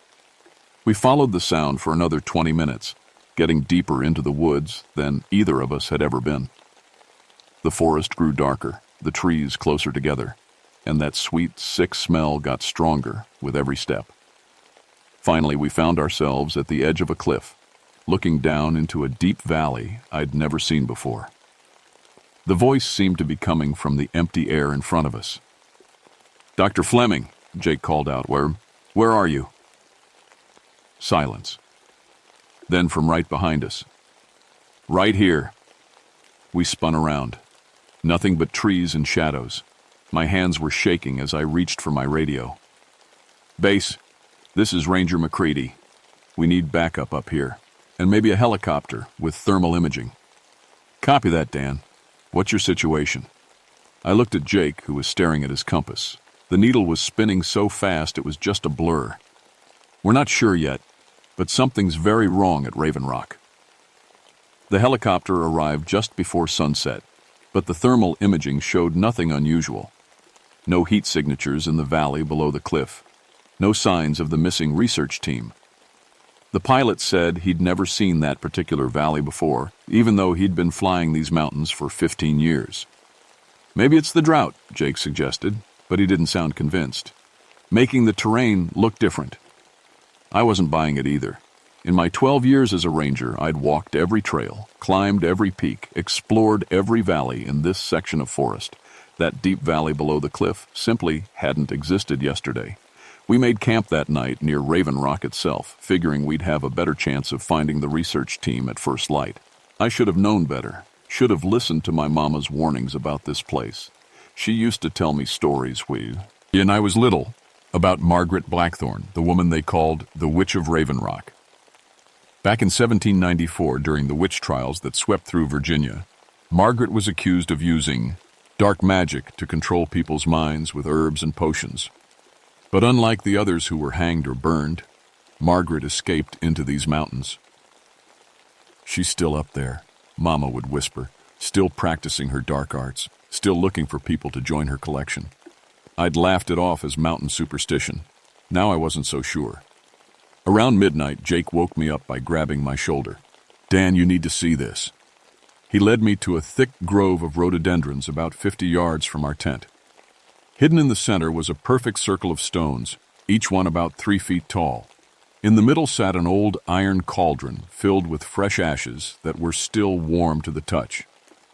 "This wasn't here when we set up camp," Jake said. I knelt beside the cauldron and immediately wished I hadn't. Mixed in with the ashes were bone fragments, small ones, like finger bones. And scattered around the circle were pieces of Dr. Fleming's equipment, her microscope, sample containers, research journals, all arranged like offerings. "We're calling for backup," I said, standing up fast. "Full search and rescue team, state police, whatever they can send." But when Jake reached for his radio, it crackled with voices speaking in a language neither of us recognized. Old words, harsh and guttural, like nothing I'd ever heard before. That's when we heard footsteps in the forest around us, slow, deliberate, circling our position. But every time we aimed our flashlights toward the sound, there was nothing there. "Dr. Fleming?" I called out. "If that's you, we're here to help." The footsteps stopped.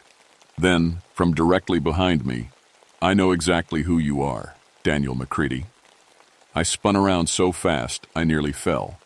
Standing at the edge of our flashlight beams was an elderly woman in a long, dark dress that looked like it came from another century. Her hair was white as bone, her skin wrinkled, like old leather. But her eyes were sharp and bright, and they seemed to glow with their own light. "Your mama taught you well," she said, smiling to show teeth that were too white, too sharp. "Mary McCready knew the old ways. Too bad you forgot them." "Where's Dr. Fleming?" Jake demanded, his hand moving to his service weapon. "Where's the research team?" The old woman laughed, a sound like wind through dead leaves. "They're learning so much. Ancient knowledge, lost for centuries. They're helping me with my work." She gestured toward the trees, and I caught a glimpse of movement in the shadows. People walking slowly between the trunks. But something was wrong with the way they moved. Too stiff, like puppets on strings. "Join us, Daniel," the woman said, stepping closer. "Your mama's blood runs strong. You could learn the true healing arts." The sweet smell hit me like a wall, making my head swim. My vision blurred, and for a moment, I wanted nothing more than to walk into those woods and learn whatever she had to teach. Then Jake grabbed my arm. "Dan, look at her feet!" I forced my eyes down. The woman wasn't touching the ground. She was floating 6 inches above the forest floor, and where her shadow should have been, plants were growing in impossible spirals. "Run," I whispered. We ran. We crashed through the forest for what felt like hours, branches tearing at our clothes, roots catching our feet. Behind us, that awful laughter followed, along with the sound of plants growing at impossible speed. Vines whipping through the air, thorns sprouting from tree bark, flowers blooming and dying in seconds. When we finally stopped to catch our breath, we were standing in front of the stone circle again, the same circle we'd found earlier, with the same arrangement of bones and equipment. "That's impossible," Jake panted. We ran in a straight line away from this place. Checked my compass. The needle was pointing directly at the iron cauldron, no matter which way I turned. Nothing's impossible anymore. That's when we found them, Dr. Fleming and her research team. They were sitting calmly around the stone circle like they were having a picnic. But something was horribly wrong with them. Their hair had turned completely white, and their skin was wrinkled like they'd aged decades in just a few days. "Dr. Fleming?" I approached her slowly. "Are you all right?" She looked up at me with eyes that seemed much too old for her face. "Oh, we're wonderful," she said in a voice like rustling leaves. "The wise woman has taught us so much. The secrets of growth, of life and death, of the power that flows through every living thing." "We need to get you to a hospital," Jake said, but Dr. Fleming just laughed. "Why would we want to leave this paradise? She's shown us plants that can cure any disease, herbs that can extend life far beyond its natural span. We're her students now, and she takes such good care of us." One of the other researchers, a young man I recognized from university photos, stood up and walked toward us. His movements were too smooth, like he was floating just above the ground. "You should join us," he said. "The wise woman has been waiting for you, Daniel. She remembers your mother. She knows you have the gift." The sweet smell was getting stronger, making my head pound. I could feel my thoughts getting fuzzy, my will slipping away. Part of me wanted to sit down in that circle and learn whatever they had learned. Then I remembered something my mama used to say. Iron breaks any spell. Running water washes away any curse. I pulled out my knife, good steel with an iron handle, and held it up. The researchers stepped back like I'd shown them fire. "The wise woman won't like that," Dr. Fleming said, but her voice sounded worried now. That's when Margaret Blackthorne appeared again, stepping out from behind a massive oak tree, but this time she looked different, taller, more solid, more real. Her dress rustled and in a wind I couldn't feel, and the ground beneath her feet burst into impossible flower. "Put that away, child," she said, and her voice carried power that made my bones ache. "Iron is such an ugly, brutal thing. I offer beauty, knowledge, life eternal." She gestured, and the forest around us came alive. Vines thicker than my arm burst from the ground, reaching for Jake and me with thorny fingers. Flowers bloomed everywhere, releasing clouds of pollen that made my eyes water and my throat close up. "You see?" she said, walking closer despite the iron knife in my hand. "I am the master of all growing things. Every plant in these mountains obeys my will. Every root, every branch, every flower." Jake was backing away from a vine that had wrapped around his ankle, but more were sprouting from the ground every second.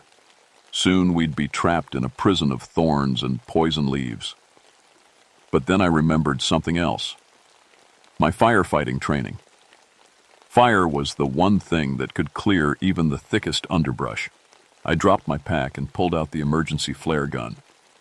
"You know what else grows in these mountains?" I said, aiming it at the driest patch of vines. "Kindling." The flare hit the vines and caught immediately. In the dry conditions, the fire spread faster than I'd ever seen, racing up the thorny prison Margaret had built around us. Her scream of rage was like nothing human, more like the sound a tree makes when it falls. "My children!" she shrieked, watching her plants burn. "My beautiful children!" The spell over Dr. Fleming and her team seemed to break with the fire. They looked around in confusion, suddenly seeing the stone circle, the bones, the impossible plants with clear eyes. "What happened to us?" Dr. Fleming asked, staring at her aged hands. "How long have we been here?" 3 days, Jake said, helping her to her feet. "But we need to get out of here, now." Margaret Blackthorne was changing, her human form flickering like a candle in the wind. Sometimes she looked like the old woman we'd first seen, sometimes like a younger woman in a colonial dress, and sometimes like something that had never been human at all. "You cannot destroy 300 years of work," she snarled, raising her hands toward the sky. "I have learned secrets that could heal the world." "By stealing people's lives," I said, backing toward the trail with the research team. "By making them into slaves." The fire was spreading now, creating a barrier between us and her. But I could see her gathering power, calling on plants from deeper in the forest. Massive oaks began to move, their roots pulling free from the soil. "Iron and fire," she hissed. "The tools of those who fear true knowledge. But there are older powers than your modern weapons." She was right. Even with the fire, we were still trapped in her domain. These mountains stretched for miles, and she could control every plant in them. We needed to get to running water. The creek that ran down from Raven Rock was about half a mile away. "This way," I told the others, leading them toward the sound of moving water. But Margaret wasn't finished. The vines that hadn't burned began growing again, thicker and faster than before. Thorns the size of daggers sprouted from every surface. The very air became thick with pollen that made us cough and stumble. "You're just like the others," she called after us. "Afraid of what you don't understand. Afraid of real power." Dr. Fleming stumbled beside me. Even though the spell was broken, she was still weak from whatever had been done to her. "She showed us such beautiful things," she whispered. "Plants that could cure cancer, herbs that could stop aging. But the price—" "What price?" I asked, helping her over a fallen log. "She needs life force to maintain her power. Every year she takes someone new, Keeps them alive, but ages them, feeds on their years. I thought about all the missing hikers over the decades, all the people who'd vanished shed near Raven Rock. How many were still alive somewhere in these mountains, kept as living batteries for her dark magic? We reached the creek just as Margaret caught up with us. She stood on the far bank, unable or unwilling to cross the running water. Her face was twisted with rage and something that might have been fear. "This isn't over," she said. "I've survived witch hunters and zealots, drought and flood. I'll survive this too. And next year, when the leaves turn again, I'll be waiting." The fire had reached the creek now, contained by the water but still burning hot. In the orange light, I could see her starting to fade, becoming transparent like smoke. "Maybe," I said. "But now people know about you. Now we'll be watching." She smiled one last time, showing those two sharp teeth. "And I'll be watching too, Daniel McCready. Your mother's blood runs true. When you're ready to learn the real healing arts, I'll be here." Then she was gone, vanished like morning mist. We made it down the mountain just as dawn broke over the forest. The research team was taken to the hospital, where doctors struggled to explain how they'd aged so rapidly. The official report blamed toxic plants and hallucinogenic compounds. The area around Raven Rock was declared off-limits to the public. But I know the truth. And sometimes, on quiet October nights when the leaves are turning, I can still smell that sickly sweet scent on the wind. Still hear her voice calling from the deep woods. I've started studying my mama's old books again, the ones about protective herbs and binding spells, because Margaret Blackthorne is still up there, waiting for her next students.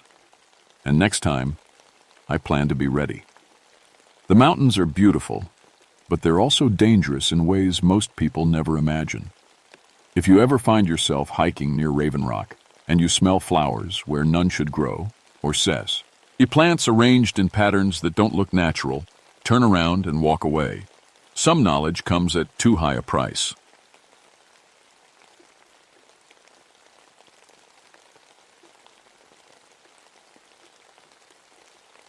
My name is Joey Kowalski, and I've been a park ranger for 20 years. I've pulled people out of caves, off cliffs, and from places they had no business being. But I never went into the old Buck Mountain mine until I had to. Some places should stay sealed forever. It was November 1988, and the rain had been falling for 3 days straight. The kind of cold, miserable rain that soaks through everything and makes the mountains feel like they're closing in on you. I was finishing my rounds when the call came in. 3 boys went into the old mine, Sheriff Morton said over the radio. His voice sounded tight. Only one came out. I knew the mine he meant. Everyone around here did. Buck Mountain Coal Company had shut it down in 1953 after 47 men died in a cave-in. The entrance was supposed to be sealed tight, but kids had been trying to get in for decades. Usually they just took pictures and left. When I got to the site, I found Tommy Brennan sitting in the back of an ambulance. He was 16, soaked to the bone and staring at nothing. His eyes were wide and empty, like he'd seen something that broke his brain. "Tommy," I said, kneeling down next to him, "can you tell me what happened?" He looked at me then, really looked at me, and I saw something in his face that made my stomach drop. Fear. Pure, raw terror. "They're still working," he whispered. "The shift never ended." The paramedic shook his head. "He's been saying that for an hour. Won't tell us anything else." I walked over to the mine entrance with Sheriff Morton. The heavy steel gate that was supposed to keep people out was bent open, the metal twisted like someone had used a crowbar. But what caught my attention were the footprints in the mud. 3 sets of fresh sneaker prints led into the mine, but there were other prints too. Heavy work boots, the kind miners wore back in the 50s. Lots of them, and they looked fresh. "When was the last time anyone inspected this place, Tom?" I asked. Morton shrugged. "State Mining Authority checks it every few years. Last inspection was 2 years ago. Gate was secure then." I pulled out my flashlight and peered into the darkness. The air that came out of the mine was wrong somehow. It should have been stale and dead, but instead it smelled like coal dust and tobacco, the kind of harsh cigarettes my grandfather used to smoke. I'm going in, I said. Morton grabbed my arm. Joey, you can't. That place is dangerous. The whole thing could come down. I looked back at Tommy, still sitting there with that broken look in his eyes. Then I thought about the two other boys somewhere in that darkness. I have to, I said. It's my job. But as I stepped toward that black opening, I felt something I hadn't felt since I was a kid hiding under my bed during thunderstorms. The feeling that something was watching me, something that had been waiting a very long time. The last thing I heard before entering the mine was Tommy's voice, barely a whisper. Tell them the shift is over. Please, tell them they can go home now. The first thing that hit me was the sound. Not the silence I expected from a mine that had been dead for 35 years, but noise. Lots of it. Somewhere deep in the mountain, I could hear the rhythmic pounding of pickaxes against coal, the squeak of cartwheels on old tracks, and something that made my blood run cold. Men singing. It was an old work song, the kind miners used to sing to keep time while they worked. My grandfather had taught me a few when I was little before he died.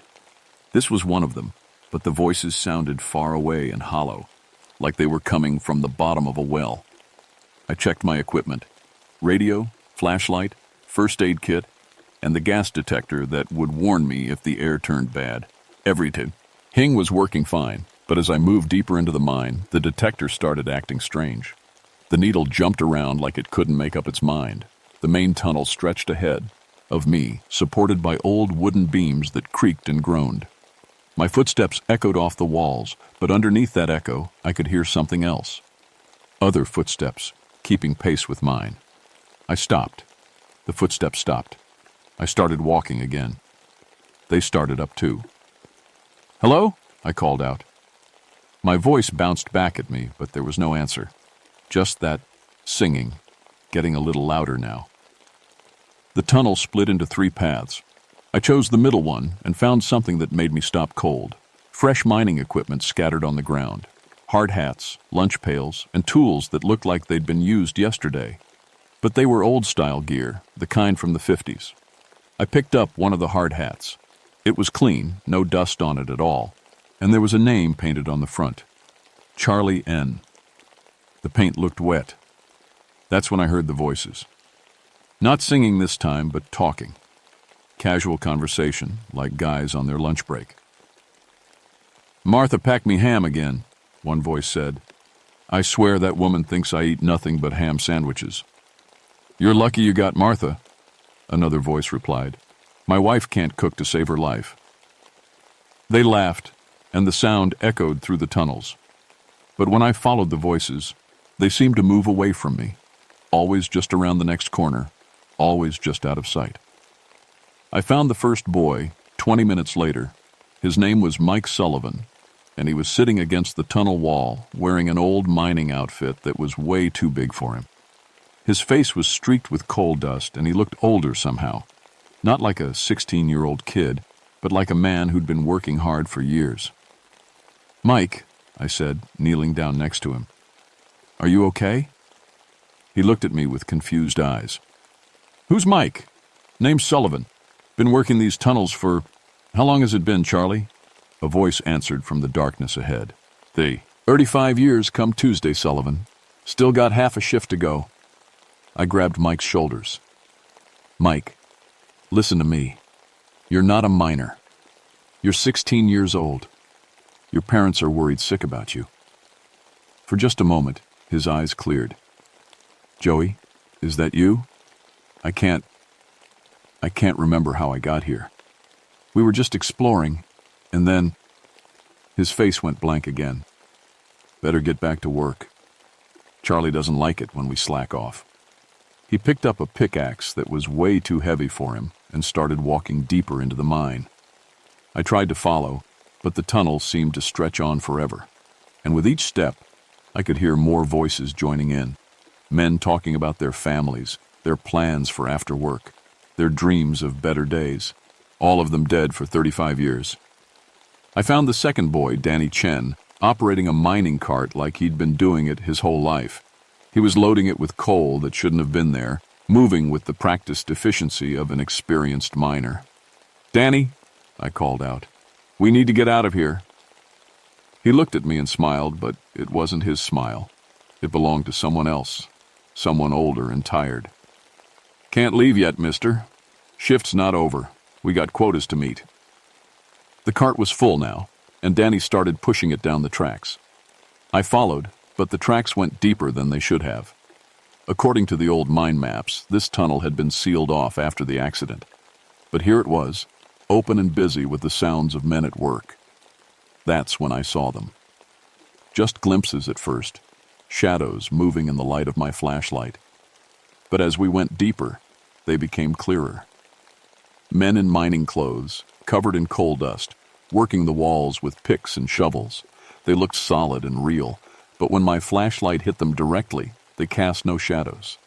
One of them looked up at me and nodded, like I was just another worker coming to help. "About time," he said. "We're behind schedule. Charlie's going to have our heads if we don't make quota." I tried to radio for help, but all I got was static. Then, faintly I heard voices on the radio, not the sheriff or backup, but mining communications from 1953. "Tunnel 7 is looking good," a voice crackled through the speaker. "Should hit the main vein by end of shift." "Copy that. Tell the boys to be careful down there. Support beams are creaking something fierce." I looked at my watch. It was getting late, and I still hadn't found a way to get the boys out. But more than that, I was starting to understand something terrible. These weren't just ghosts haunting an old mine. They were still working, still trying to finish the shift that was interrupted when the mountain came down on them. And somehow, they were recruiting help. I found them in the deepest part of the mine, in a chamber that shouldn't have existed. According to every map I'd ever seen, this area had been completely sealed by the 1953 cave-in. But here it was, as active as it had been 35 years ago. The scene was impossible. Dozens of men worked the coal seam, their movements coordinated and efficient. Mining carts rolled along tracks that gleamed like they'd been laid yesterday. Electric lights hung from cables that hummed with power. And overseeing it all was a man in a supervisor's hard hat who had to be Charlie Novak, the shift foreman who died in the accident. Mike and Danny were right in the middle of it, working alongside men who'd been dead since before their parents were born. They moved like they belonged there, like they'd been miners all their lives. "Boys," I shouted, "we need to leave now." Charlie looked up at me. He was a big man with kind eyes and hands that were permanently stained black from coal dust. When he smiled, it was sad and tired. "You the new safety inspector?" he asked. "About time someone showed up. We've been working without proper oversight for too long." "Mr. Novak," I said, because somehow I knew that's who he was. "The mine closed in 1953. You and your men, you died in a cave-in. This isn't real." His face didn't change. "Don't know what you're talking about, son. We got work to do. Company wants these tunnels cleared by end of shift, and we're not leaving until the job's done." I tried to grab Mike, but he pulled away from me. His face was dirty and lined with exhaustion, and when he spoke, his voice was different, older. "Can't stop now," he said. "We're so close to finishing. Been working on this section for..." He paused, confused. "How long, Charlie?" 35 years, Charlie said. "But we're almost done.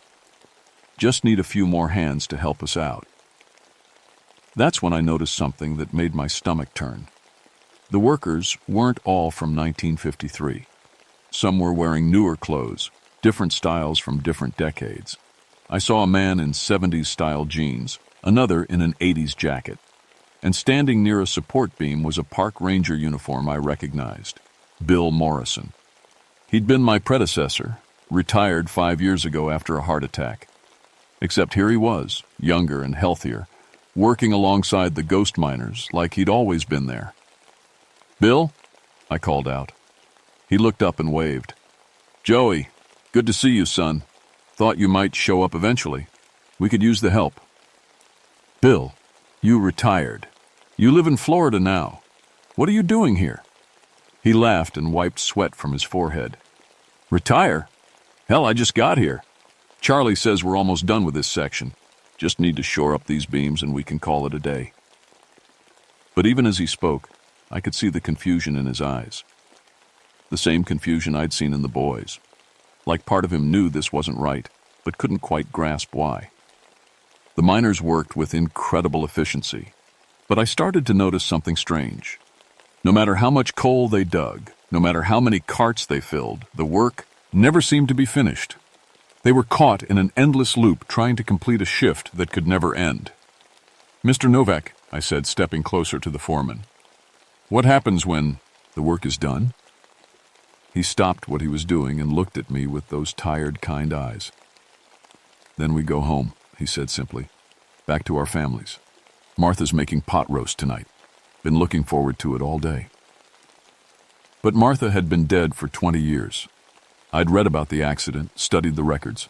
All of these men had families who mourned them, buried empty coffins, and moved on with their lives. They were the only ones who didn't know they were dead. The worst part was watching Mike and Danny age before my eyes. With each hour they worked, they looked older, more worn down. Their young faces were getting lined with exhaustion and coal dust. Their bodies were taking on the permanent stoop of men who'd spent years bent over in low tunnels. I had to get them out before it was too late, but every time I tried to lead them toward the entrance, they'd get confused and turn back to their work. The mine had them now, and it wasn't going to let them go easily. That's when I heard the rumbling, deep in the mountain, like thunder underground. The support beams started to creak and dust fell from the ceiling. Charlie looked up, concerned. "That doesn't sound good," he said.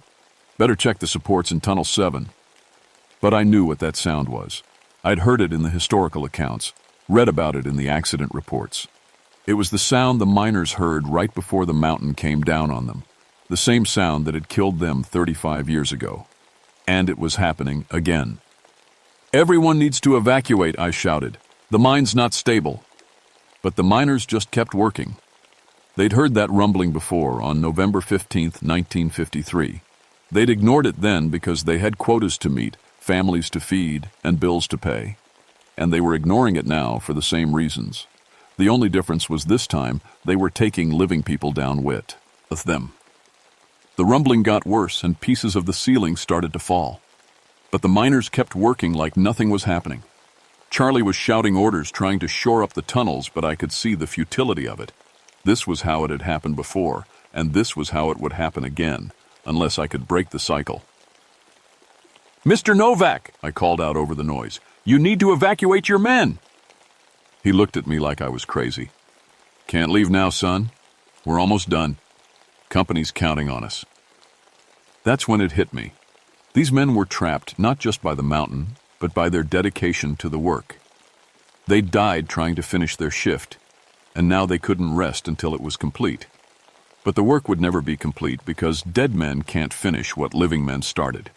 I pulled out the safety manual I always carried, the one with modern mining regulations and workers' rights, things that hadn't existed in 1953. "Charlie," I said, "according to federal mining safety law, workers have the right to refuse dangerous work." He paused, pickaxe in hand. "What's that now?" "It's the law. If a mine is unsafe, workers can stop work without penalty. No company can force you to risk your lives for quotas." The other miners were listening now, confusion on their faces. These were concepts they'd never heard before, rights they'd never had. "But the company," Charlie started. "The company is legally required to provide safe working conditions," I continued, reading from the manual. "You have the right to a safe workplace, proper safety equipment, and reasonable hours. No one should die for their job." The rumbling was getting louder, and I could see cracks forming in the tunnel walls. But for the first time since I'd been in the mine, the sound of pickaxes stopped. "Rights," Charlie repeated slowly. "Workers' rights. That's right, you've been working. For 35 years without rest, without safety equipment, without proper support. That's illegal. You have the right to stop." Mike looked up from where he'd been loading coal for a moment. His eyes were his own again. "Joey, what's happening to me? I feel so tired." "You're going home, Mike," I said. "You all are. The shift is over." But the mountain had other plans. With a roar that sounded like the end of the world, the ceiling started to come down. I grabbed Mike and Danny, pulling them toward what I hoped was still an exit, but the tunnels were collapsing faster than we could run. That's when Charlie Novak made a choice that saved us all. "Boys," he shouted to his crew, "new orders, evacuate the mine, all hands out now." The ghost miners dropped their tools and started running. But instead of heading for safety, they were working to keep the tunnels open for us. They used their bodies to hold up falling beams, their picks to clear blocked passages. They were finally using their eternal strength for something other than endless labor. "Go!" Charlie yelled at me as a massive beam crashed down where he was standing. "Get them out! Get them home!" The last thing I saw was Charlie Novak, still in his supervisor's hard hat, directing his men in their final task. Not mining coal, but saving lives. The job they'd really been meant to do. We made it to the entrance just as the main shaft collapsed behind us. Mike and Danny stumbled out into the rain, looking confused and young again. The years of phantom labor were gone from their faces, leaving only frightened teenagers who'd learned more about life and death than anyone their age should have to. Tommy was still sitting in the ambulance, but when he saw us, his eyes cleared. "Is it over?" he asked. "Are they free?" I looked back at the mine entrance, now completely sealed by tons of rock and debris. The sounds of mining had stopped. The work songs were silent. For the first time in 35 years, Buck Mountain was quiet. "Yeah," I said. "They're free." That was 6 months ago. The state finally put up a proper memorial at the site, listing all 47 men who died in the 1953 accident. Charlie Novak's name is at the top, identified as the shift foreman who tried to save his men. Mike and Danny recovered, but they remember everything. They can tell you details about mining techniques from the 50s, sing work songs they never learned, and describe the faces of men they never met. Sometimes, late at night, they still dream about the tunnels. Tommy finished high school and joined the Peace Corps. He says he wants to help people, but he won't go anywhere underground, not even basements. As for me, I've developed what you might call a sensitivity to old industrial sites. I can feel when a place still has workers who never clocked out, jobs that never got finished, shifts that never ended. There are more of them than you'd think. Factories, mines, mills, anywhere people died on the job and left work undone. I've been to 3 other sites since Buck Mountain. Each time, I bring my safety manual and my knowledge of workers' rights. It's amazing how powerful those concepts are to people who never had them. The right to refuse dangerous work, the right to safe conditions, the right to go home at the end of the day, the right to rest. The official report says the Buck Mountain mine collapsed due to structural instability. They blame it on decades of neglect and recent rainfall. The State Mining Authority has ordered inspections of all abandoned mines in the region. They won't find what I found, though. Most people can't see workers who've been dead for decades, can't hear the sound of picks and shovels in empty tunnels. But they're there, in more places than we'd like to admit. Still working, still trying to finish jobs that ended when their lives did. If you ever find yourself near an old mine, factory, or mill, especially one where people died, listen carefully. Ellie. You might hear the sound of work being done, of people who loved their families so much they can't stop trying to provide for them, even in death. And if you do hear it, remember what I learned at Buck Mountain. Sometimes the kindest thing you can do for a worker is tell them their shift is over. Tell them they can go home.